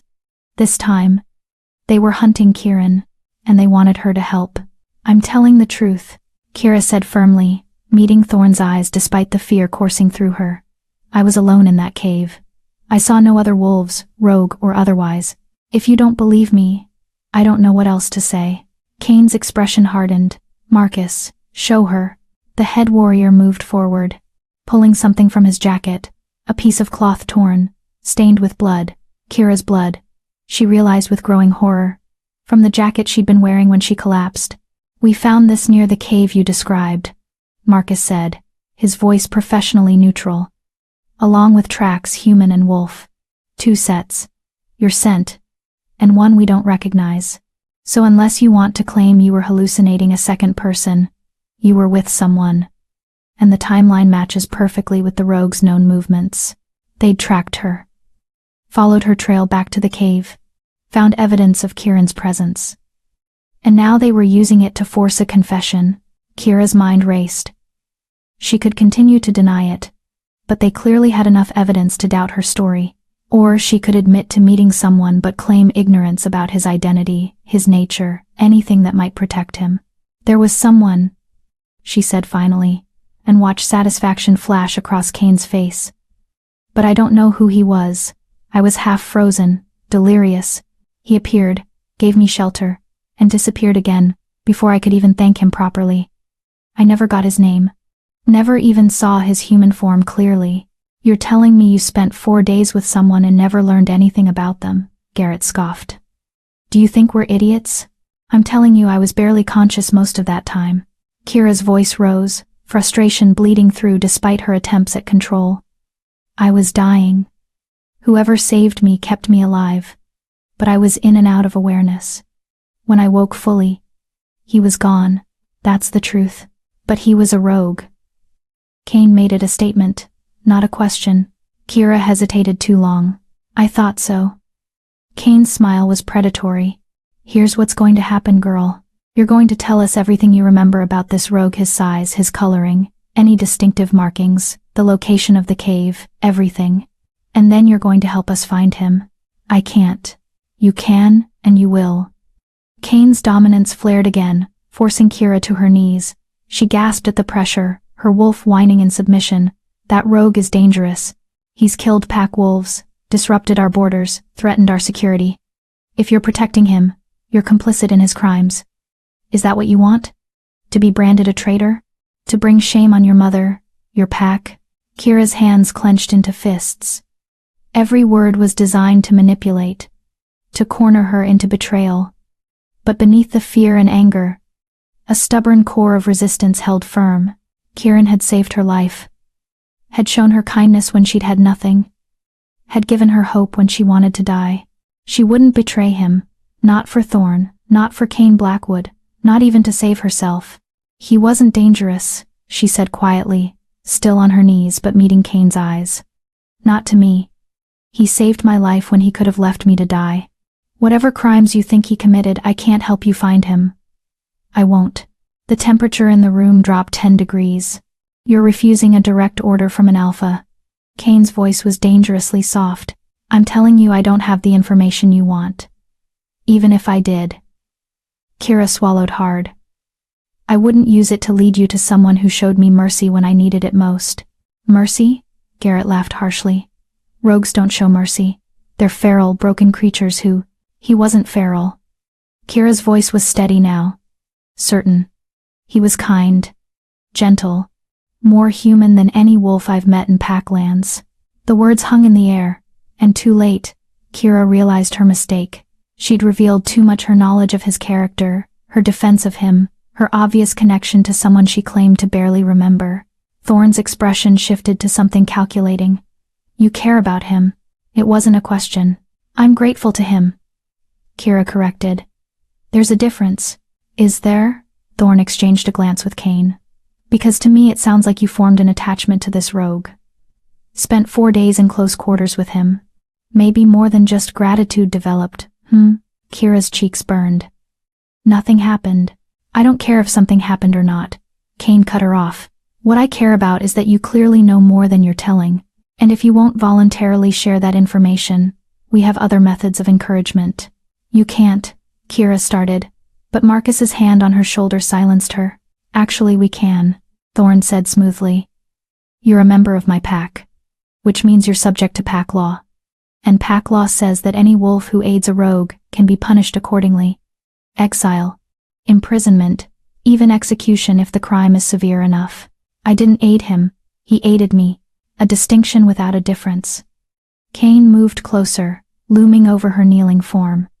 Here's your choice, girl. Either you help us track this rogue, or you face charges of collaboration with a known criminal. Your mother, I'm told, is quite beloved in this pack. It would be a shame if her daughter's actions reflected poorly on her, perhaps cost her the position she's worked so hard to maintain. And there it was, the true threat. Not just against Kira, but against Elena. They'd use her mother to force compliance, to break her resistance. Kira's vision blurred with rage and helplessness. You can't punish her for my choices. I can do whatever I want. I'm alpha here. Thorne's voice was cold. So decide, Kira. Help us find the rogue, or watch your mother suffer the consequences of your misplaced loyalty. The walls were closing in. Every option led to betrayal of Kieran, of her mother, of herself. There was no winning this. No clever words that would free her from the trap they'd laid. I need time, Kira said desperately. To think. You have until sunset tomorrow. Kane straightened, his decision made. After that we proceed with charges. And trust me, girl, you won't like what comes next. He turned to leave, then paused at the door. Oh, and Kira? Don't even think about running. We'll be watching you. And if you somehow manage to warn your rogue friend? His smile was cruel. We'll kill your mother. Slowly, while you watch. Do you understand? Kira understood perfectly. She was trapped, caught between protecting the male who'd saved her and protecting the mother who'd raised her. No matter what she chose, someone she cared about would pay the price. Get her out of here, Thorne ordered Marcus, and make sure she understands this isn't a negotiation. It's a command. Marcus hauled Kira to her feet and escorted her from the den. She walked on numb legs, her mind spinning, trying desperately to find a solution that didn't exist. By the time she reached the cabin, one thing was crystal clear. She had less than 48 hours to figure out how to save everyone she loved, or watch them all burn. Chapter 7. The Midnight Escape. Elena knew something was wrong the moment Kira walked through the door. What did he say? Her mother asked, setting down the herbs she'd been grinding. Baby, what happened? Kira couldn't speak, couldn't form words around the panic choking her throat. She stood frozen in the doorway, trembling, her mind replaying Kane's threat over and over. We'll kill your mother. Slowly. While you watch. Kira. Elena's hands cupped her face, forcing eye contact. Talk to me. Whatever it is, we'll figure it out together. You can't. The words came out broken. You can't help with this, Mama. No one can. She pulled away, moving to the window, staring out at the forest beyond. Somewhere out there, Kieran was living his solitary existence, unaware that he'd been marked for death, that she'd been given an impossible choice: betray him or watch her mother die. Tell me anyway, Elena said softly. Please, I can't help if I don't know what we're facing. And maybe it was the exhaustion, or the fear, or the simple need to share the burden with someone who loved her, but Kira broke. The story poured out, finding Kieran, the cave, his gentleness and care, the promise to meet at the northern border. And then Thorne's trap, Kane's accusations, the ultimatum that left her no way out. Elena listened in silence, her expression shifting from shock to anger to something that looked like resignation. The rogue who saved you, she said when Kira finally fell quiet. You care about him. I barely know him. That's not what I asked. Elena's gaze was knowing, maternal. You care about him, don't you? Kira closed her eyes. Yes. I don't know why, or how, but yes. He understood my pain in a way no one else could. He saw me, Mama. Really saw me. Not the plain healer's daughter, not the rejected mate, just me. And he decided I was worth saving. And now they want you to lead them to him so they can kill him. Yes. The word tasted like poison. Elena was quiet for a long moment, her healer's hands absently sorting through dried lavender. When your father rejected me, she said finally, I wanted to die. The pain was unbearable. But my mother told me something I've never forgotten. The measure of a person isn't in how they're loved, but in how they choose to love others despite their own pain. You could betray this, Kieran, to save yourself, to save me.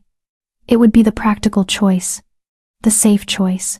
But you'd never forgive yourself. And neither would I. Elena met her daughter's eyes. I didn't raise you to sacrifice good people to save your own skin, Kira, even if that person is me. Tears burned in Kira's eyes. I can't just let them kill you, and I can't let you become the kind of wolf who betrays those who showed her kindness. Elena moved closer, taking Kira's hands.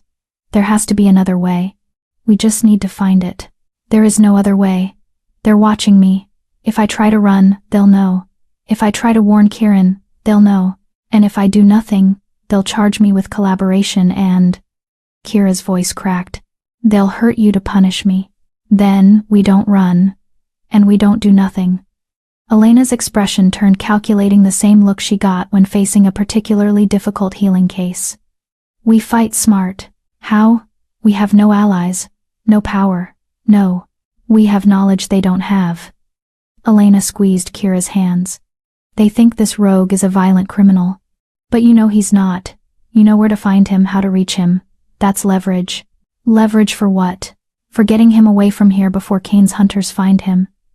Elena began to pace, her mind clearly working through possibilities. If Kieran's not in the territory, they can't catch him. They can accuse you of whatever they want, but without evidence, without the actual rogue to prove their case, it all falls apart. Kira stared at her mother. You want me to warn him, to tell him to run.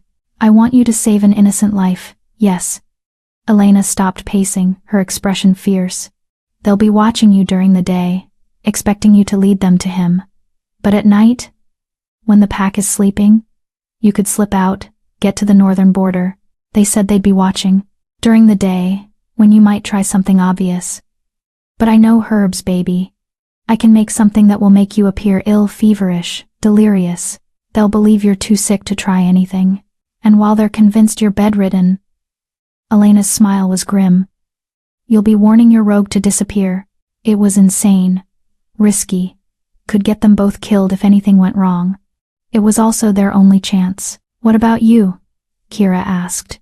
If I disappear for even a few hours and they find out, I'm a respected healer. I've been with this pack for 30 years. They won't kill me without proof of wrongdoing. Elena's voice was confident, but Kira heard the thread of fear underneath. And even if they suspect, even if they question me, I can claim ignorance. Say you slipped out while I was sleeping. They'll be angry, but they'll have no choice but to believe me. Mama. This is the only way, Kira. You know it is. Elena pulled her daughter into a fierce embrace. That male saved your life. Gave you hope when you had none. We don't repay that kind of debt with betrayal. We repay it by giving him the same chance he gave you a chance to survive. Kira buried her face in her mother's shoulder, breathing in the familiar scent of herbs and home. I'm scared. Good. Fear keeps you careful. But don't let it paralyze you. Elena pulled back, cupping Kira's face. You're stronger than you know, little one. You survived rejection. You survived the storm. You'll survive this too. Promise? Elena's smile was sad. I promise to do everything in my power to make sure you do. It wasn't the reassurance Kira wanted, but it was the only one her mother could honestly give. They spent the rest of the day preparing. Elena mixed a concoction that would make Kira appear feverish without actually harming her flushed cheeks, elevated temperature, weakness in the limbs. She'd take it just before sunset, ensuring that any watchers would see her collapse into bed, too ill to move. Then, once full dark fell, and the pack settled in for the night, Kira would slip out through the back window, make her way to the northern border, and pray that Kieran kept his promise to find her. What will I tell him? Kira asked, as the sun began its descent toward the horizon. The truth. That he's been identified. That hunters are coming. That he needs to leave this region immediately. Elena pressed a small pouch into Kira's hands. Take this. Herbs to mask your scent, in case they have trackers following you. Use them sparingly, but use them. Kira tucked the pouch into her pocket, her hands shaking. What if I can't find him? What if he's not there? He'll be there. You said he promised, didn't you? Elena's voice was certain. He doesn't strike me as a male who breaks his promises. No. Kieran wouldn't break his word. If Kira went to the northern border, he'd find her. She had to believe that. As twilight painted the sky in shades of purple and gold, Kira drank her mother's potion. Within minutes, her skin flushed hot, her limbs grew heavy, and dizziness made the world tilt and spin. She let Elena guide her to bed, let her mother fuss over her with worried tones loud enough to be heard by anyone listening outside. Rest, baby, Elena said, her voice carrying. The fever should break by morning. I'll stay with you through the night. But once the door was closed, once Elena was certain no one was watching too closely, she leaned close to Kira's ear and whispered, 3 hours. Wait 3 hours after full dark, then go. I'll cover for you. Kira nodded weakly, already committing herself to the plan. The longest 3 hours of her life followed. She lay in bed, feigning sleep, listening to the sounds of the pack settling in for the night. Elena moved around the cabin, deliberately making noise, grinding herbs, stoking the fire, humming old lullabies, creating the illusion of a normal evening. But every sound outside made Kira's heart race. Every footstep, every distant voice, every creak of wood could be hunters coming to drag her away before she could warn Kiran.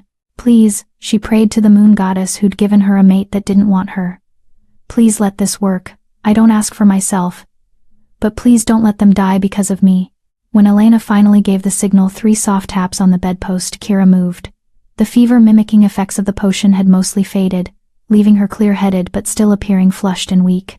She slipped out of bed, dressed in dark clothes that would blend with the night, and moved to the back window. "Be careful," Elena whispered, embracing her one last time. "And Kira? If things go wrong? If you have to choose between coming back and staying safe, stay safe. Don't sacrifice yourself for me. I've lived my life. You haven't even started yours. Mama, promise me." Kira couldn't promise that. Couldn't imagine a world where she saved herself at her mother's expense. But she nodded anyway, because Elena needed to believe her daughter would survive this. Then she climbed through the window and disappeared into the night. The forest was dark and treacherous, every shadow potentially hiding a watcher. Kira used the herbs Elena had given her, rubbing them on her skin and clothes, masking her scent with the smell of earth and pine. She moved carefully, avoiding main paths, sticking to areas where the undergrowth was thick enough to hide her passage. It took nearly an hour to reach the northern border. When she finally arrived at the spot where Kiran had found her dying in the snow, Kira's heart was hammering so hard she thought it might burst. What if he wasn't here? What if something had happened to him? What if she'd risked everything for nothing? She stood in the moonlit clearing, suddenly unsure. Should she call out, shift and howl, wait in silence and hope he sensed her presence? The decision was made for her. A massive black shape materialized from the darkness, so sudden and silent that Kira gasped. Kiran's wolf form was even more imposing at night, his golden eyes glowing like twin flames in the darkness. "Kira?" His mental voice was confused, concerned. "What are you doing here? Is something wrong?" She shifted quickly, needing her human voice for this. "Everything's wrong, Kiran. You have to leave, now, tonight." He shifted as well, and suddenly they were standing face to face in the moonlight, both naked, both breathing hard. "What happened? They know about you, about us." The words tumbled out in a desperate rush. "Damien's father, Alpha Kane, he's here. They tracked us back to the cave, found evidence that I wasn't alone. They're calling you a dangerous criminal, saying you've attacked pack wolves, committed crimes, and they want me to lead them to you so they can kill me." Kiran's voice was flat. "Of course they do. This isn't a joke." Kira grabbed his arms, needing him to understand the urgency. "They gave me until tomorrow sunset to cooperate. If I don't, they'll charge me with collaboration and hurt my mother to punish me. But if I do cooperate, if I lead them here, they'll kill you, Kiran. They have hunters, trackers, probably weapons designed specifically for taking down rogues. You can't fight them all, so you risked everything to warn me." Something soft entered his expression. "Kira, don't." She shook her head. "Don't thank me. Don't tell me it was foolish. Just promise me you'll leave. Go far from here, somewhere they'll never find you. Start over in a new territory. Please." Kiran was silent, his golden eyes searching her face. Then, slowly, he raised one hand to cup her cheek, the same tender gesture he'd made before they parted. "And what happens to you?" he asked quietly. "If I disappear, if they can't find me, they'll still blame you, still punish you. I'll survive. Like I'm surviving?" His thumb traced gentle patterns on her cheekbone. "Alone. Wandering. Existing but not living. That's what you're condemning yourself to, Kira. Is that really what you want?" "I want you alive." The confession burst out before she could stop it. "I want you safe. I don't care what happens to me as long as I'm okay." Kiran finished, his voice rough with emotion. "You foolish, brave, impossible woman." Then he kissed her. It was nothing like Kira had imagined a first kiss would be, not gentle or tentative or sweet. It was desperate and hungry, and filled with all the fear and anger and impossible feelings that had been building between them. His hands tangled in her hair, pulled her closer, and she went willingly, pressing against him as though she could somehow merge their bodies into one. When they finally broke apart, both gasping for air, Kira realized she was crying. "I can't lose you," she whispered against his lips. "I just found you. I can't." "Then come with me." The words hung between them, impossible and tempting. "What?" "Come with me," Kieran repeated, his forehead pressed against hers. "Leave the pack. Leave your alpha and his threats. We'll go together, find somewhere safe. You said it yourself, if you stay, they'll punish you anyway. At least this way, you won't be alone." It was everything Kira wanted and everything she couldn't have. "My mother will understand. She'd want you safe, Kira. She'd want you happy, not trapped in a pack that sees you as expendable. But what kind of life would we have? Two rogues, running forever, always looking over our shoulders. A life where we're together." Kieran's voice was fierce. "A life where you're not constantly reminded of the mate who rejected you. Where I'm not drowning in memories of everything I lost. We could start over, Kira. Both of us. Build something new." She wanted to say yes. Wanted it so badly her chest ached with longing. "But they'll hunt us. Both of us. Kane won't let this go, and Thorn can't afford to look weak by letting me escape unpunished. Let them hunt." Kieran's smile was predatory. "I've been evading hunters for 3 years. I know how to disappear. And with 2 of us, we'll be even harder to track." "Kieran, say yes." He kissed her again, softer this time. "Say you'll come with me. Say you'll choose yourself for once instead of everyone else's expectations."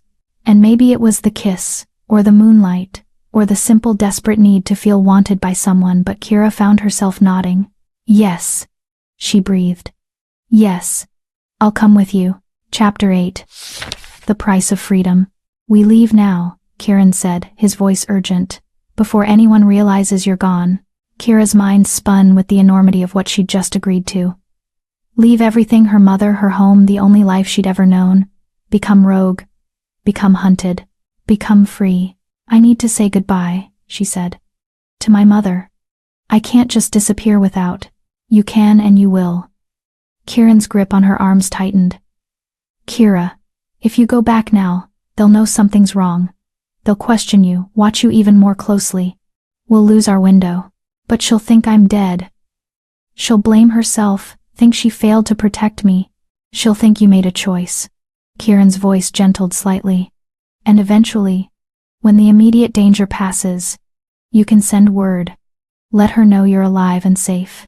But right now, tonight, going back would be suicide for both of us." He was right. Logically, Kira knew he was right. But the thought of Elena waking tomorrow to find her daughter gone, of never explaining, never easing the worry and fear, it felt like another kind of betrayal. "I hate this," she whispered. "I know. But sometimes there are no good choices. Only less terrible ones." Kieran pulled her close, his warmth surrounding her in the cold night air. "Your mother is strong. She'll survive this, and she'll understand. Eventually. Trust me." Kira wanted to trust him, wanted to believe that everything would somehow work out. But doubt gnawed at her, whispering cruel possibilities. What if Elena is punished for your escape? What if Thorn takes his rage out on her? What if you're trading her life for your freedom?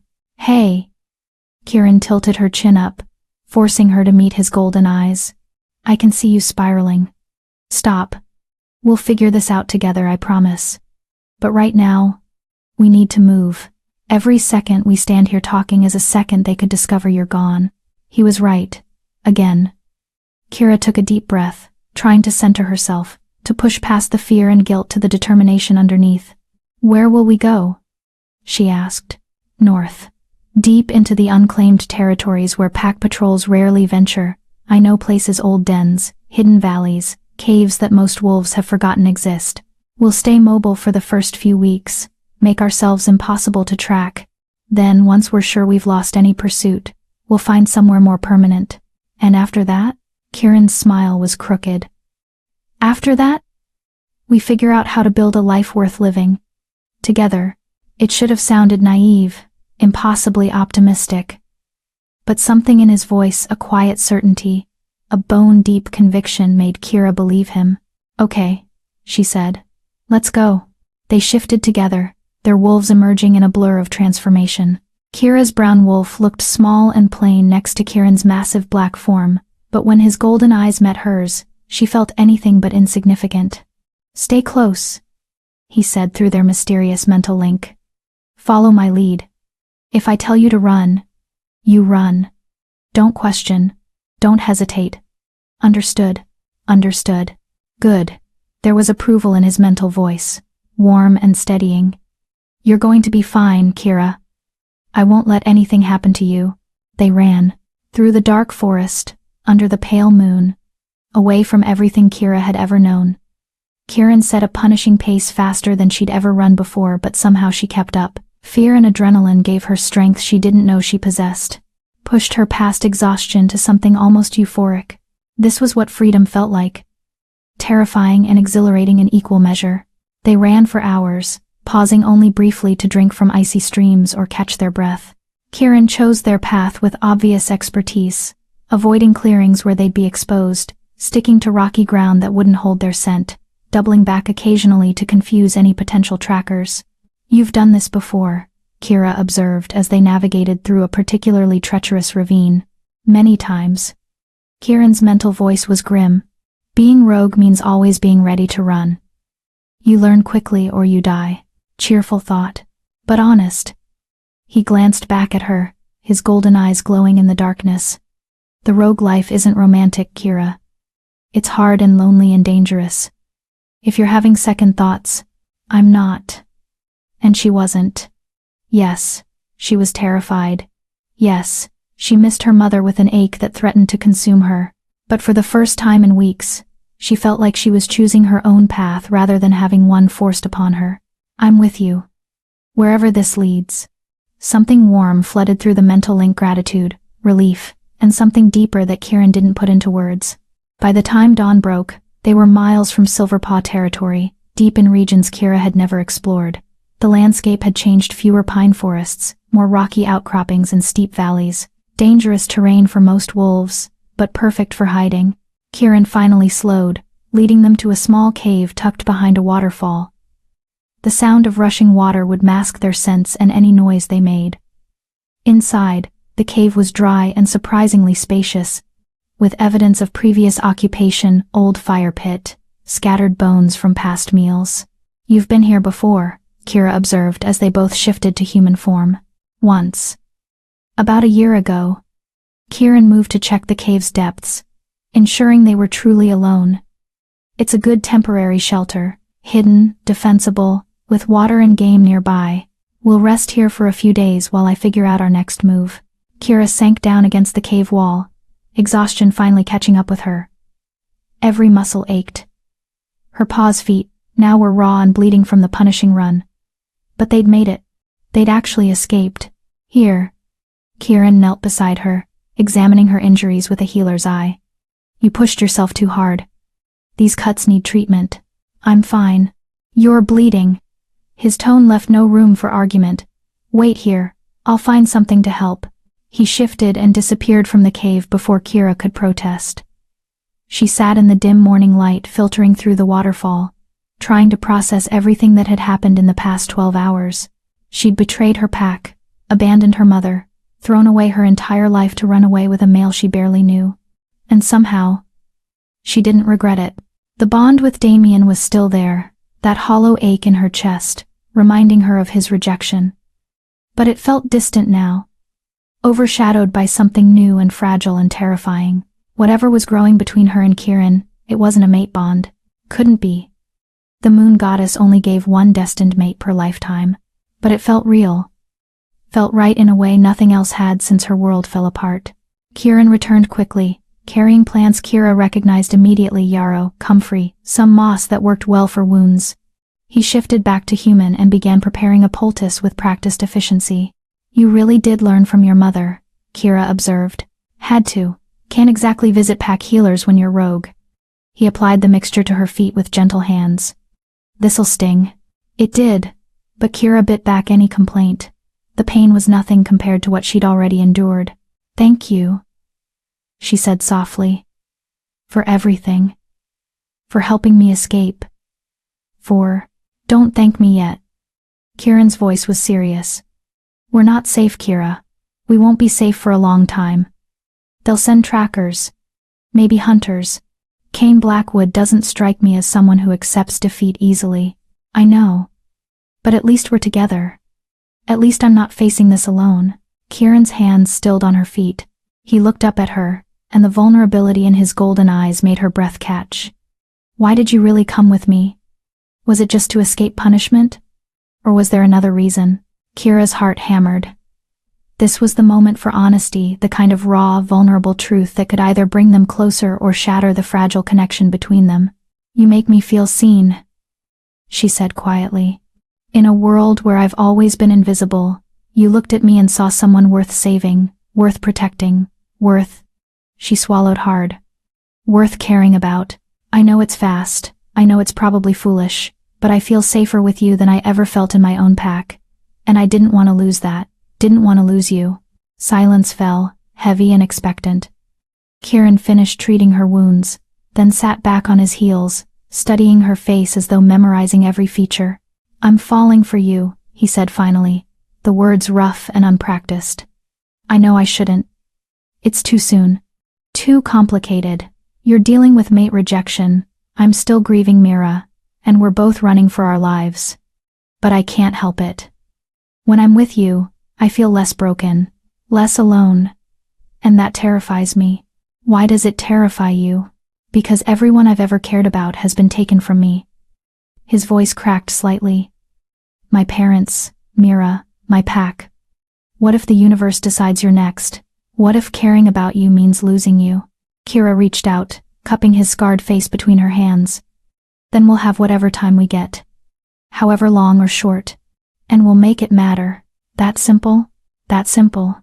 Kieran closed his eyes, leaning into her touch.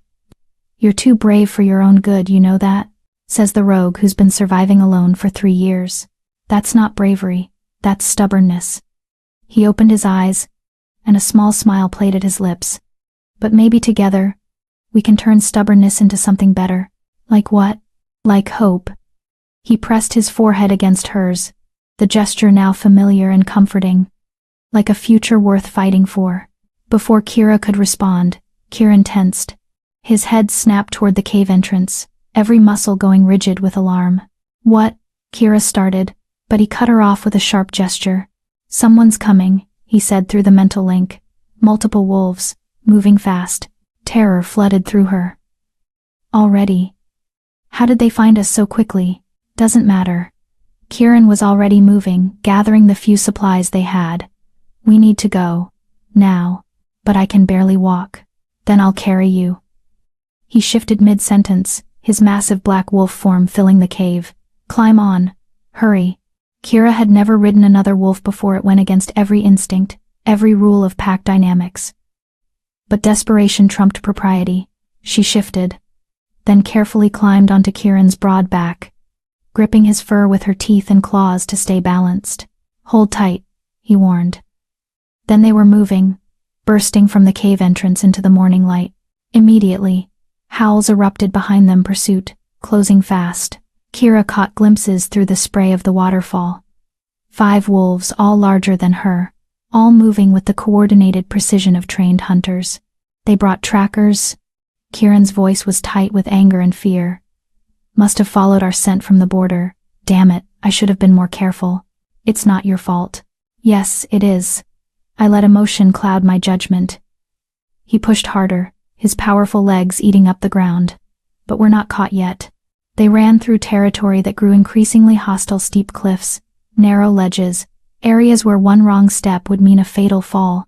The trackers behind them were skilled, but Kieran had the advantage of desperation and intimate knowledge of rogue survival tactics. He led them through a series of switchbacks that left their pursuers confused and frustrated, doubled back through a stream to break their scent trail, used every trick he'd learned in 3 years of evading pack wolves. But the trackers were persistent. Every time Kieran thought they'd lost them, new howls would erupt. Closer than before. "They're hurting us," Kira realized with growing horror. Driving us toward something. I know. Kieran's mental voice was grim. There's a canyon ahead, only one way through. If they've blocked the exit, we're trapped. So we don't go through the canyon. We find another route. There is no other route, not unless we want to spend hours backtracking, and we don't have hours. He slowed slightly, his sides heaving with exertion. We're going to have to fight our way through. You can't fight 5 wolves while carrying me, then get ready to run on your own. Kieran's voice held no room for argument. I'll hold them off, buy you time. No. Kira's mental voice was fierce. We stay together, we fight together. I'm not letting you sacrifice yourself for me. Kira. No. She dug her claws in slightly, making her point. You promised we'd figure this out together. That means no heroic sacrifices, no leaving each other behind. We survive together, or not at all. Kieran made a sound somewhere between a growl and a laugh. Stubborn woman. You said that was a good thing. I'm reconsidering. They reached the canyon entrance, and Kira's heart sank. Just as Kieran had predicted, 2 wolves blocked the narrow passage, large males with the disciplined bearing of professional hunters. Behind them, the original 5 trackers were closing in fast, 7 against 2. And one of the 2 was already exhausted and injured. The odds were impossible. Last chance, Kieran said, his voice tight. You can surrender. Tell them I forced you, that you were an unwilling captive. They might show mercy. Mercy from Thorn and Cain? Not likely. Kira slid off his back, standing on trembling legs beside him. Besides, I meant what I said. Together, then together it is. The hunters surrounded them, forming a loose circle. One of them, a scarred gray wolf with cold eyes, shifted to human form. Kieran the Rogue, he said, his voice carrying across the canyon. You're wanted for questioning regarding multiple attacks on pack wolves. Surrender peacefully, and your companion won't be harmed. Liar, Kieran growled, the sound rumbling through both his chest and the mental link. You'll kill me and drag her back in chains. I know how this works. The gray wolf shrugged. Perhaps. But those are your only options. Surrender or die fighting. Either way, you're not leaving this canyon. Kira's mind raced. There had to be a way out. Some trick, some strategy they'd missed. She looked around desperately. Steep canyon walls. No obvious escape routes, the narrow passage blocked by 2 large males. Unless, the walls, she said suddenly. Kieran, look at the walls. Those cracks and ledges, could we climb them? She felt his attention shift, assessing the possibility. Maybe. It would be risky. And with your injuries, riskier than fighting 7 trained hunters? Point taken. A pause then. On my signal, you run for the eastern wall. Start climbing. Don't look back, don't wait for me. Just climb. What will you? I'll provide a distraction. His mental voice was firm, allowing no argument. Trust me. Before Kira could protest, Kieran acted. He lunged not at the hunters blocking their escape, but at the gray wolf who'd spoken. The attack was so sudden, so unexpected, that he crossed half the distance before anyone could react. The other hunters scrambled to intercept, creating exactly the chaos Kieran had intended. Now! He roared through the link. Run! Kira ran.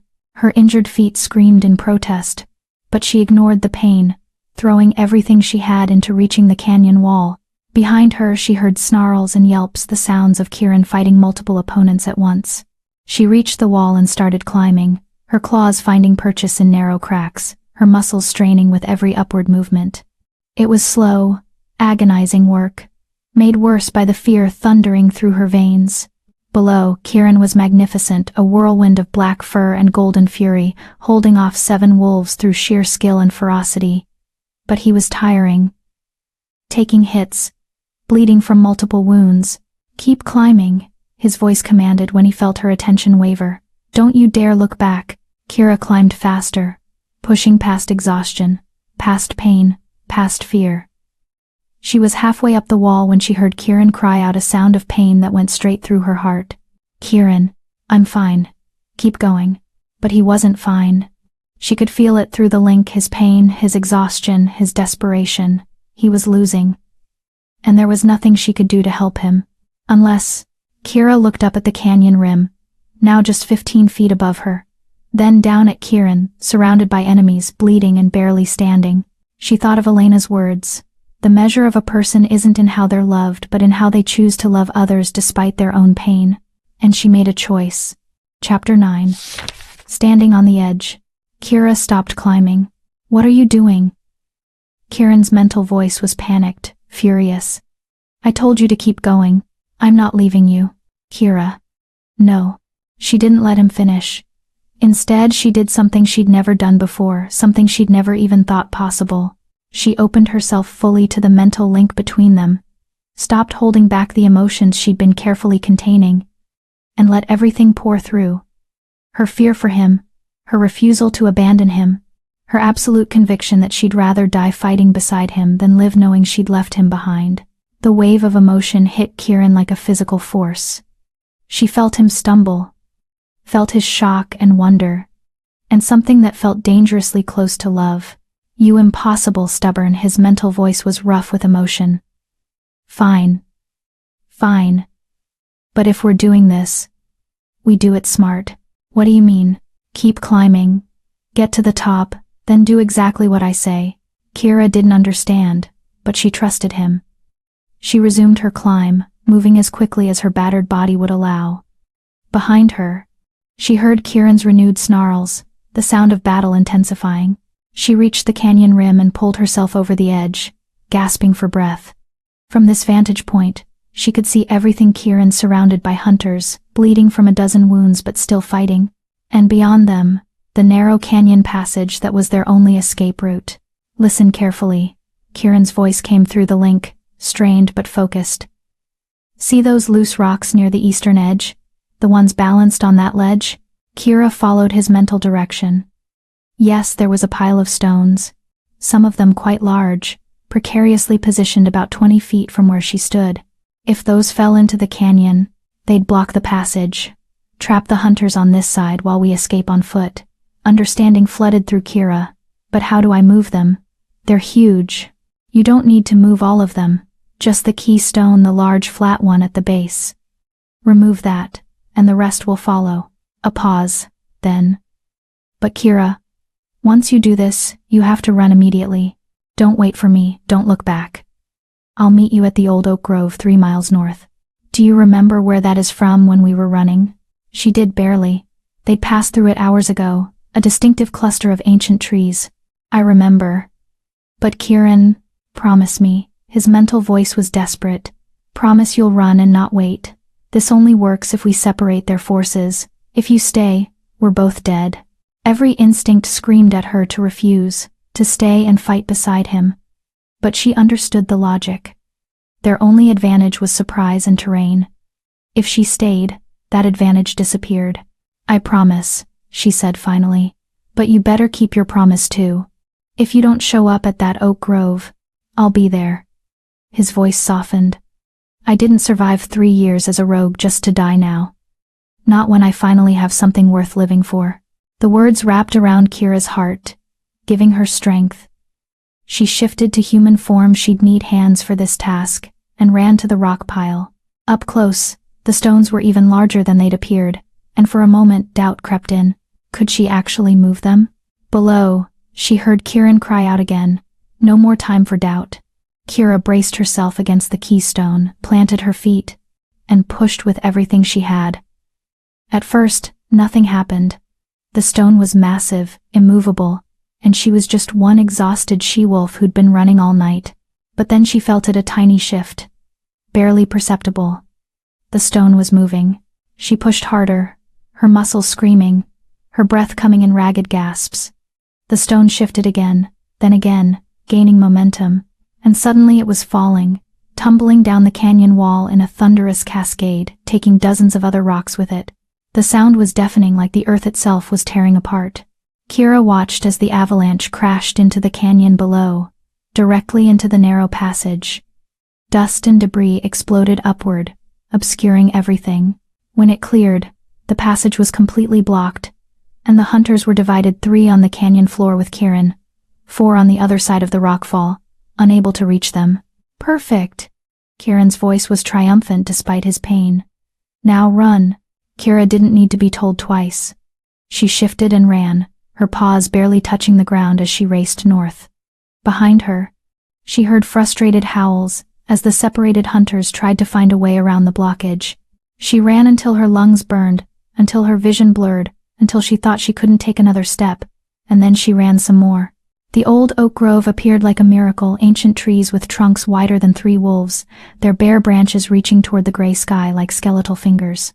Kira collapsed at the base of the largest oak, sides heaving, too exhausted to even shift back to human form. Minutes passed, then an hour, then 2. Kieran didn't come. Kieran? She reached out through the mental link. But there was only silence. Not the silence of death she'd know if he'd died. Would feel the link sever completely. But something was blocking their connection. Or he was too weak to respond. Panic clawed at her throat. What if he'd been captured? What if he was dying somewhere, bleeding out while she waited uselessly? You promised, she reminded herself, Elena's voice echoing in her memory. You promised you'd wait.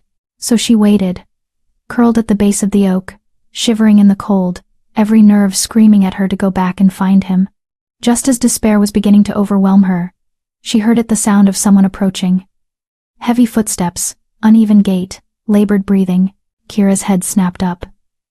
Through the trees, she saw him, Kieran in human form, limping badly, covered in blood and dirt. But alive. Alive and moving toward her with single-minded determination. She shifted and ran to him, catching him just as his legs gave out. They collapsed together onto the frozen ground, Kira supporting his weight, his blood soaking into her bare skin. You're late, she said, her voice shaking. Kieran's laugh was pained. Traffic was terrible. This isn't funny. You're hurt.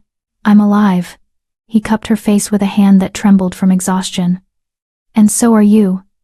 That's all that matters. Let me see your wounds. She helped him sit against a tree and examined the damage. It was bad, deep gashes across his ribs, a nasty bite on his shoulder, numerous smaller cuts and bruises. He'd lost a lot of blood. I need to treat these, Kira said, her healer's training taking over despite her lack of supplies. Do you know what plants we need? No time. Kieran's voice was fading, exhaustion pulling him under. They'll get around the rockfall eventually. Maybe a few hours, maybe less. We need to keep moving. You can barely stand. Then you'll have to help me. His golden eyes met hers, urgent despite their exhaustion. Kira, we can't stop now.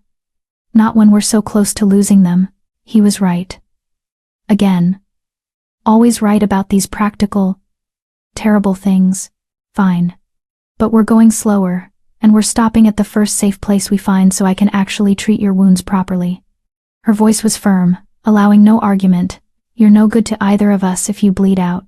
Yes, ma'am. Kieran's smile was weak but genuine. Help me up? Together, they managed to get him standing. He shifted, the transformation clearly painful, and they set off north at a much slower pace than before. Kira stayed close, ready to support him if he stumbled. Thank you, Kieran said through the mental link. For the rockfall. For not leaving when I told you to. For being too stubborn to listen to sense. You're welcome. And thank you for not dying. I'll try to make a habit of it.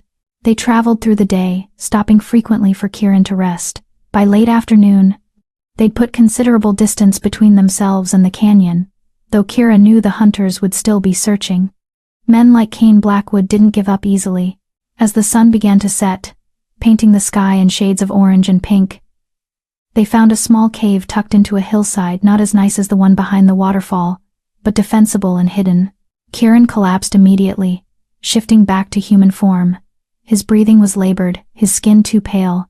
The wounds had stopped actively bleeding, but they needed proper treatment or infection would set in. Stay awake, Kira ordered, shifting as well. I'm going to find healing plants. Don't you dare pass out before I get back. Wouldn't dream of it, he mumbled, though his eyes were already drifting closed. Kira found what she needed nearby: yarrow, comfrey, some moss, even a few wintergreen leaves that would help with pain. Not a perfect selection, but enough to keep him alive until they could find better supplies. When she returned, Kieran had indeed passed out. Kira's heart lurched with fear before she saw his chest rising and falling steadily. Just exhausted. Then, not dead or dying, she worked quickly, cleaning and treating each wound with the efficiency her mother had taught her. As she worked, she studied his face, the strong jaw, the scarred features, the long dark hair tangled with blood and dirt. He was beautiful and broken and brave, and somewhere along the way, without fully realizing it, Kira had fallen completely in love with him. Not a mate bond, nothing the moon goddess had ordained, just a choice, a simple, terrifying, wonderful choice to love someone who loved her back. "You're staring," Kieran mumbled, without opening his eyes. Kira jumped. "I thought you were asleep. Resting.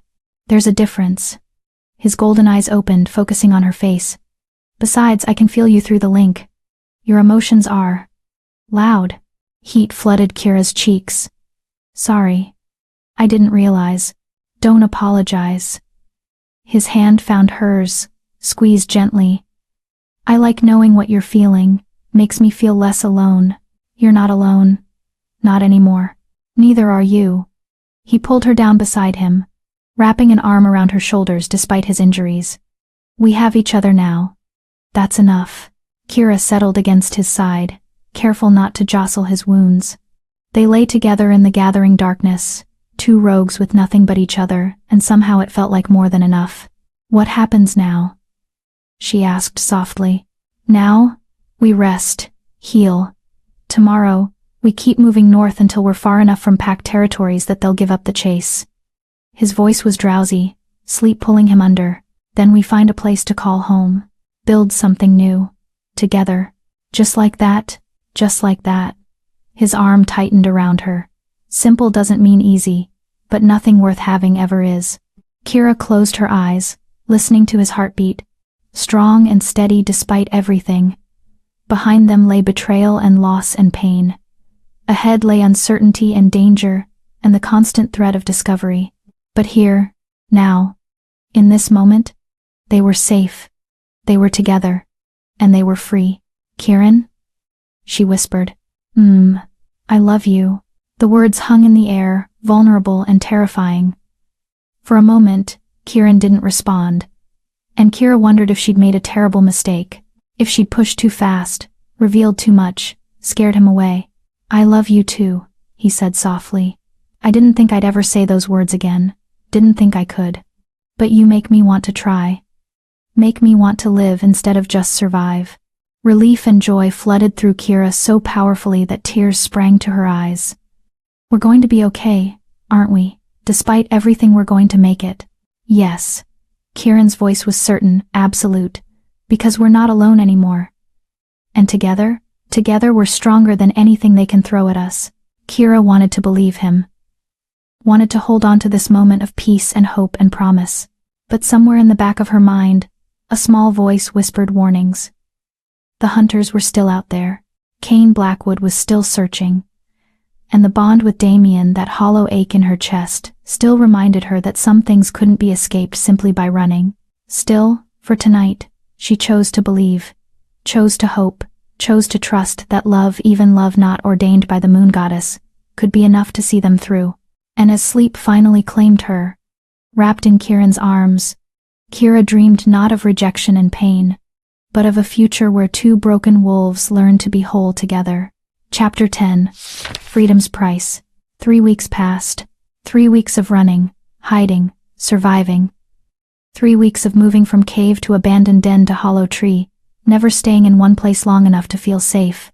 3 weeks of Kieran's wounds slowly healing while Kira learned what it truly meant to live as Rogue. It was harder than she'd imagined. Not the physical hardships, though those were real enough. Hunger was a constant companion. Cold bit deep into their bones every night. And the exhaustion of always moving, always watching, always ready to run at the first sign of danger, it wore on them both. But the worst part was the isolation. No pack bonds humming beneath their skin, connecting them to something larger than themselves. No familiar voices calling greetings as they passed.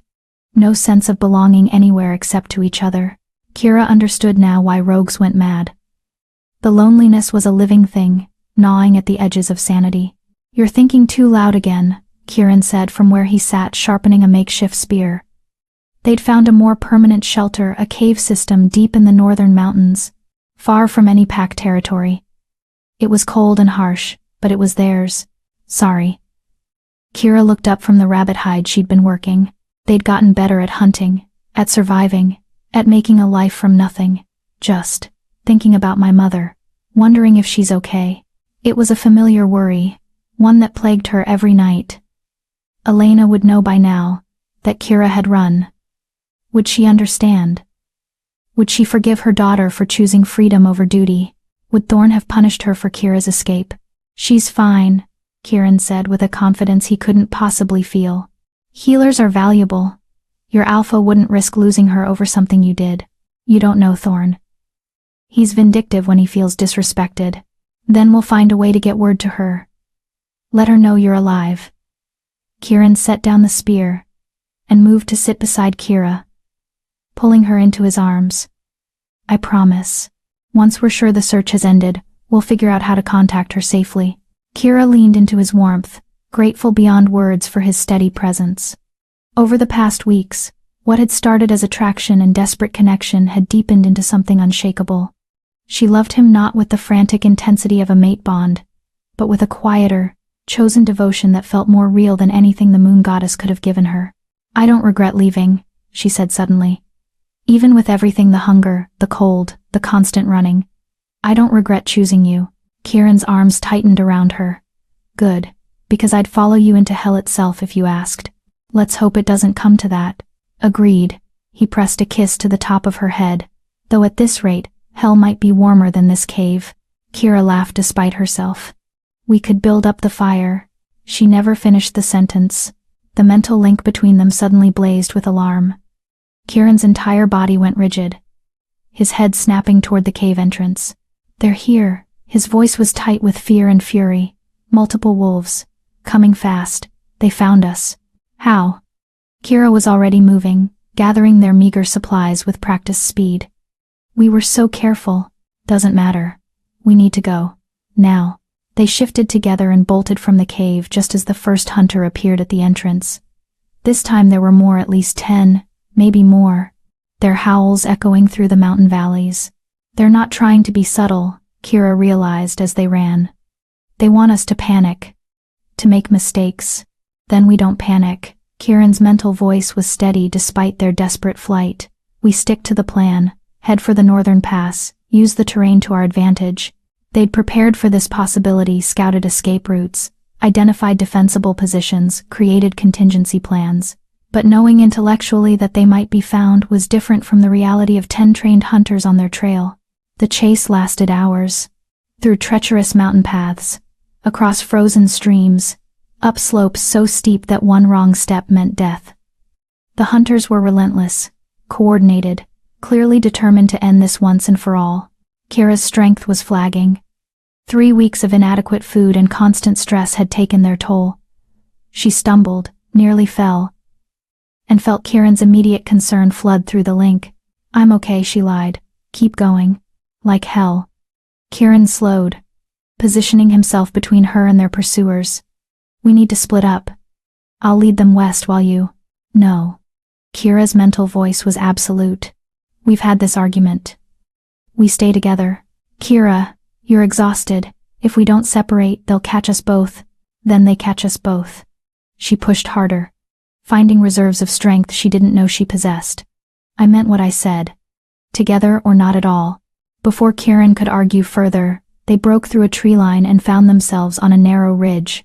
On one side, a sheer cliff drop, on the other, steep mountainside, and ahead, blocking their path, Alpha Cain Blackwood in human form, flanked by 6 wolves. Behind them, the hunters who'd been chasing them emerged from the trees, cutting off retreat. They were trapped. Kieran and Kira shifted to human form, standing side by side on the narrow ridge. The wind cut through them like knives, but neither showed weakness. "This ends now," Cain said, his voice carrying over the wind. 3 weeks you've made fools of my hunters. 3 weeks of leading us on a chase across half the territory. Enough." "We're not on Packlands," Kieran replied calmly. "You have no authority here." I have the authority of superior numbers and justified anger. Kane's eyes were cold. You attacked my son, corrupted a pack wolf, killed 3 of my hunters in your escape. I killed no one. Kieran's voice cracked like a whip. I defended myself and Kira. If your hunters died, it was because they kept attacking long after I'd given them chances to back off. Lies. But something flickered in Kane's expression, doubt, maybe, or recognition that the truth was more complicated than he'd been told. Is it? Kieran gestured to Kira. Look at her. Does she look corrupted? Forced? Or does she look like someone who made a choice, a hard, desperate choice, because staying meant punishment for a crime she didn't commit? For the first time, Kane's attention focused fully on Kira. She stood straight despite her exhaustion, her chin raised, meeting his gaze without flinching. My son rejected you, Kane said, and it wasn't a question. That's why you ran. That's what started all of this. Kira's throat tightened, but she forced the words out. Yes, Damien is my mate, was my mate. He looked at me, decided I wasn't good enough, and rejected the bond. Your Alpha Thorn threatened to exile me, to hurt my mother, if I didn't deny it ever happened. When Kieran saved my life, when he showed me kindness, I chose to leave rather than live under constant threat. That's the truth. Silence fell over the ridge. The hunters shifted uncomfortably, exchanging glances. Even Kane looked taken aback. Damien rejected his mate. One of the wolves, a female with gray markings, shifted to human form, her voice sharp with disbelief. Alpha, you told us this was about a dangerous rogue attacking pack wolves. You never mentioned, it's irrelevant. Kane cut her off, but his voice lacked conviction. Irrelevant? The female hunter's expression hardened. A rejected mate is sacred business, Alpha. The moon goddess herself. The moon goddess made a mistake. Kane's composure cracked. My son was destined for greatness. I will not have his future derailed by an unsuitable mate. And there it was, the ugly truth beneath all the lies. This wasn't about justice or protecting pack wolves. This was about pride and reputation, and a father unwilling to accept that his son had committed one of the greatest taboos in wolf culture. So you'd rather hunt her down like a criminal? The gray-marked female took a step back from Kane, her allegiance clearly wavering. Force her into a life she didn't choose? That's not justice. That's tyranny. That's pack law, Kane snarled. And if you question my authority, I question your honor. The female's voice rang out clear and strong. I'm a hunter, not a tool for persecuting rejected mates.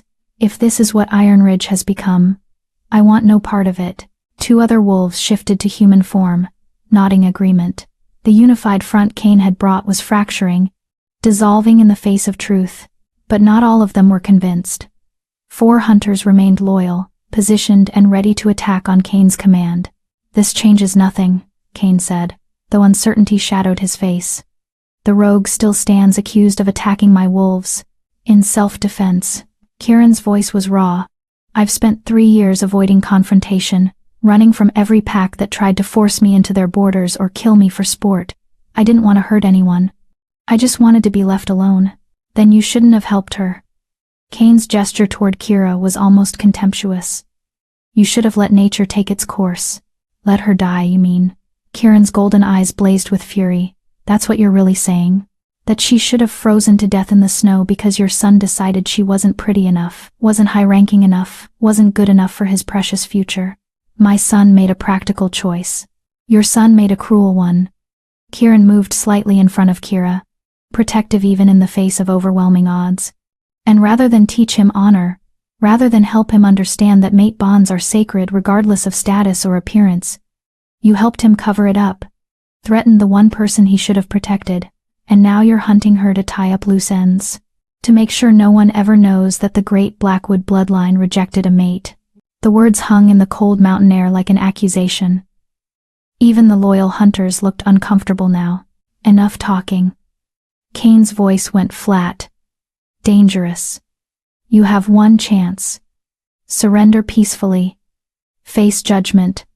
Or die here on this ridge. Choose. Kira felt Kieran's hand find hers, their fingers interlacing. Through the mental link, she felt his love, his regret, his absolute refusal to surrender. If we fight, he said quietly, we'll probably die. The odds are too bad. I know, but if we surrender, they'll separate us. Execute me, force you back to your pack. You'll never be free. I know that too. So what do we do? There was a question in his mental voice, but also an answer. He knew what she'd choose. Had probably known from the moment they met. We fight. Kira squeezed his hand. Together, Kieran agreed. Then, aloud to Kane, we choose freedom, even if it costs us everything. The Alpha's expression hardened. So be it. He raised his hand, preparing to signal the attack. Stop! The shout came from behind Kane's line, and every head turned. Through the hunters strode a figure Kira recognized with a jolt of shock and pain. Damien. Her rejected mate looked different from the last time she'd seen him, thinner, with dark circles under his amber eyes and a haunted expression that spoke of sleepless nights. He walked with the determination of someone who'd traveled far and fast. Damien? Kane's surprise was evident. What are you doing here? You were supposed to stay at... I followed you. Damien's voice was hoarse. I knew what you were planning. The hunt for Kira. The lies you told your hunters. I couldn't let you do this, Father. Not in my name. He stepped forward, his eyes finding Kira's. The mate bond flared between them, still there, still present despite his rejection, still pulling at her with phantom threads. Kira, Damien said quietly. I'm sorry. For everything. For rejecting you. For being too cowardly to fight for what the moon goddess gave us. For letting my pride and ambition blind me to what truly mattered. Kira's throat tightened. She'd dreamed of hearing these words, of Damien realizing his mistake. But now, standing beside Kieran, feeling his solid presence and unwavering support, she realized those dreams were remnants of a person she no longer was. Why are you here, Damien? She asked, her voice steady. Because I felt it. Through the bond, your fear. Your desperation. Your certainty that you were about to die. His hands clenched into fists. And I realized that even though I rejected you, even though I was too stupid and selfish to accept you, I couldn't live with your death on my conscience. I couldn't let my father kill you because of my mistakes. How touching, Kane said coldly. But this doesn't concern you, son. Return home. Let me handle. No. Damien turned to face his father, and something in his bearing had changed. He stood straighter, more certain. This ends here. Kira committed no crime. She has every right to choose her own path, even if that path doesn't include me. And if you continue this hunt, if you harm her or Kieran, I'll stand against you. Publicly. I'll tell every pack in the region what really happened. How you covered up my mate rejection. How you persecuted an innocent she-wolf. How you perverted justice to protect our family's reputation. The threat was nuclear. Mate rejection was shameful enough, but covering it up, lying about it, hunting the rejected mate that could destroy an Alpha's credibility entirely. Kane's face went white with rage. You would betray your own blood. Your own pack. I would choose honor over reputation. Damien's voice didn't waver. Something you should have taught me from the beginning. Father and son stared at each other. A lifetime of complicated relationship crystallizing into this single moment of defiance. Finally, Kane stepped back. Fine. Let them go. But Damien, this isn't over. When we return home, you and I will have words about loyalty and family. I look forward to it. Damien's tone suggested otherwise. Kane gestured sharply to his hunters. We're leaving. This hunt is over. Most of the wolves obeyed immediately, clearly relieved. But a few hesitated, looking between the Alpha and his son, uncertain whose authority to follow. Now, Kane commanded. And the last holdouts fell into line. Within minutes, the ridge was clearing. The hunters disappeared back into the forest, Kane among them, his dignity in tatters. Only Damien remained. He approached slowly, hands visible and non-threatening. Kieran tensed beside Kira, a low growl building in his chest. Easy, Kira murmured, though her own nerves were screaming. Let's hear what he has to say. Damien stopped a respectful distance away, his eyes moving between Kira and Kieran. I know I have no right to ask anything of you. I rejected you, Kira. Threw away the greatest gift the moon goddess could have given me because I was blind and stupid and more concerned with status than substance. Yes, Kira agreed quietly. You did. Damien flinched but continued. I won't ask for forgiveness. I don't deserve it, and I can see. His gaze flicked to their joined hands, to the way Kieran stood protectively close. That you found something real. Something I was too foolish to appreciate. Then why are you here? Kieran's voice was hard. If you know you can't have her back, why follow us? Why help us? Because she deserved better than what I gave her. Damien's expression was raw with regret. And because I hope that someday, maybe years from now, when the memory doesn't hurt so much, she might believe that I genuinely wanted her to be happy. Even if that happiness doesn't include me. The mate bond thrummed between them. And Kira felt Damien's sincerity, his genuine remorse. It didn't erase the pain of his rejection, didn't magically heal the wounds he'd inflicted, but it was something. I accept your apology, Kira said finally.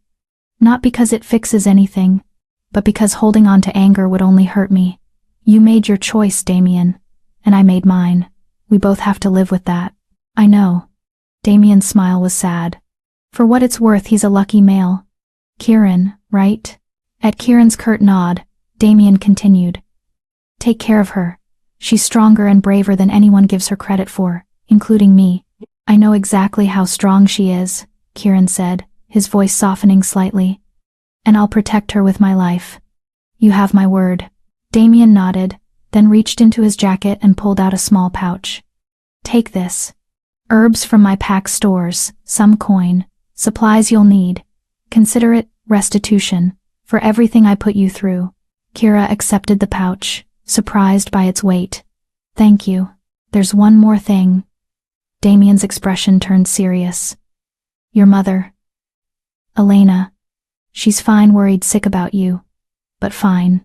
Thorn tried to use her to force your return, but my father intervened. Said it would look bad for Iron Ridge if our allied pack punished innocent healers. She's safe, Kira. I made sure of it. Relief so profound it made her dizzy flooded through Kira. She's really okay? You're not lying to. I'm not lying. I may be many things, but I'm not cruel enough to give false hope about that. Damien pulled out a folded piece of paper. She wrote you a letter. I smuggled it out. Read it when you're ready. Kira took the letter with shaking hands, Elena's familiar handwriting visible through the thin paper. Tears burned in her eyes. Thank you, she whispered. For this. For all of this. It's the least I could do. Damien took a step back, preparing to leave. I should go. My father will be furious enough without me lingering. He paused, meeting Kira's eyes one last time. Be happy, Kira. That's all I ask. Be happier than you ever could have been with me.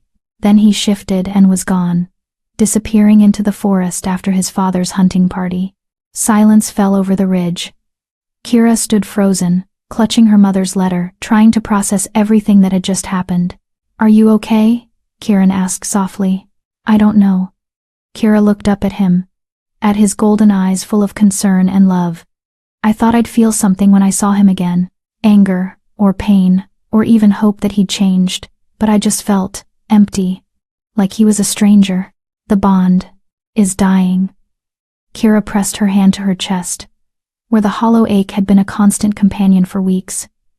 It's still there, but it's fading, becoming background noise instead of agony, and when he stood there apologizing, all I could think was how grateful I am that he rejected me, because if he hadn't, I never would have found you. Kieran pulled her close, and Kira melted into his embrace. I love you, he said fiercely. Not because fate ordained it, but because you're brave and stubborn and impossible. Because you chose me when you could have chosen safety. Because you make me want to be better than I am. I love you too. Kira tilted her head back to look at him. So what now? We're free. We have supplies. And apparently my mother is safe. What do we do with all this unexpected freedom? A slow smile spread across Kieran's face. Whatever we want. We could keep moving north. Find somewhere truly remote. Or head east toward the coast. Or south to warmer territories. The world is open to us, Kira. No pack rules, no alpha commands. Just us, and whatever future we choose to build. That sounds terrifying. It is. And exciting. That too. Kira laughed, the sound echoing across the mountain ridge, free and genuine and full of hope. Then let's do it. Let's find somewhere to call home. Build something new. Together. Together, Kieran agreed, pressing his forehead to hers in that gesture that had become theirs. Always together. They stood on the ridge as the sun set, two rogues who'd found each other in the darkest moment, painting the sky in shades of gold and amber and promise. Behind them lay pain and rejection and loss. Ahead lay uncertainty and challenge and the constant work of building a life from nothing. But they had each other, and somehow, that was enough. That night, in a small cave miles from the confrontation, Kira finally opened her mother's letter. The words blurred through her tears. My dearest Kira, if you're reading this, it means Damien found you and you're alive. Thank the moon goddess. I've been sick with worry, not knowing if you survived, if you were happy, if you regretted your choice. Don't regret it, baby. I've seen what happens to wolves who stay in places that break them. They wither, they fade, they become shadows of who they should be. You chose yourself, you chose love, you chose freedom. I'm so proud of you for that courage. I'm safe. Damien's father intervened when Thorn tried to punish me. Apparently even alphas have limits when it comes to persecuting healers. I miss you terribly, but I understand why you had to go. And I pray that wherever you are, whoever you're with, you found the happiness you deserve. Live, little one. Live fully and bravely, and without apology. That's all any mother wants for her child. All my love. Always, Mama. Kira read the letter 3 times, memorizing every word. Then she tucked it carefully into her pack, a precious connection to the life she'd left behind. Everything okay? Kieran asked from where he sat tending their fire. Yes. Kira moved to sit beside him, leaning into his warmth. Everything's perfect. And for the first time since her mate had rejected her, since her world had fallen apart, since she'd found herself dying in the snow, Kira meant it. She was free. She was loved. She was home. Not in a place, but in a person who'd chosen her just as she'd chosen him, and that was more than enough. That was everything. Epilogue. 6 months later, Kira stood at the edge of a meadow, watching the sunset paint the sky. They'd found it 3 months ago, a hidden valley deep in unclaimed territory, far from any packlands. A place where 2 rogues could build a life without fear of discovery. They'd built a small cabin, planted a garden, made friends with a few other rogues, who'd settled in the area, outcasts and refugees who'd found each other, and chosen to form something that wasn't quite a pack but wasn't solitary either. A community of the lost, building something new together. And the mate bond? It had finally died completely. The hollow ache in Kira's chest had faded to nothing, leaving only peace behind. She'd heard through the rogue network that Damien had taken a chosen mate, a high-ranking she-wolf from a neighboring pack. She hoped he was happy, hoped he'd learned from his mistakes, but mostly, she didn't think about him at all. There you are. Kieran's arms wrapped around her from behind, his chin resting on her shoulder. Dinner's almost ready. Elena's stew recipe. I think I finally got it right. Kira smiled. They'd managed to exchange a few letters with her mother over the months, carefully routed through sympathetic rogues. Elena was well, still serving as Silverpaw's healer, and overjoyed to know her daughter was safe and happy. I love you, Kira said, turning in Kieran's arms to face him. Have I mentioned that today? Only 3 times. You're slacking. His golden eyes sparkled with humor and warmth. I love you too, more every day, if that's possible. They kissed as the sun set behind them, 2 broken wolves who'd found healing in each other. Not a fairy tale ending, but something better, a real one. Messy and imperfect and absolutely right. And as darkness fell over their hidden valley, as the stars emerged one by one above them, Kira thought about the journey that had brought her here, the rejection that had nearly destroyed her, the mysterious black wolf who'd curled around her body to keep her alive, the impossible choice to run rather than surrender. Every painful step had been worth it, because she'd learned the most important lesson. Sometimes the moon goddess's plan isn't the one written in mate bonds and destiny. Sometimes it's the one you write yourself, with courage and choice and the willingness to fight for your own happiness. And that was the greatest gift of all. What a journey, right? Before you go, tell me, Team Destiny or Team Choice? Comment below. And if this story captured your heart, please leave a like to support the channel. Thank you for watching.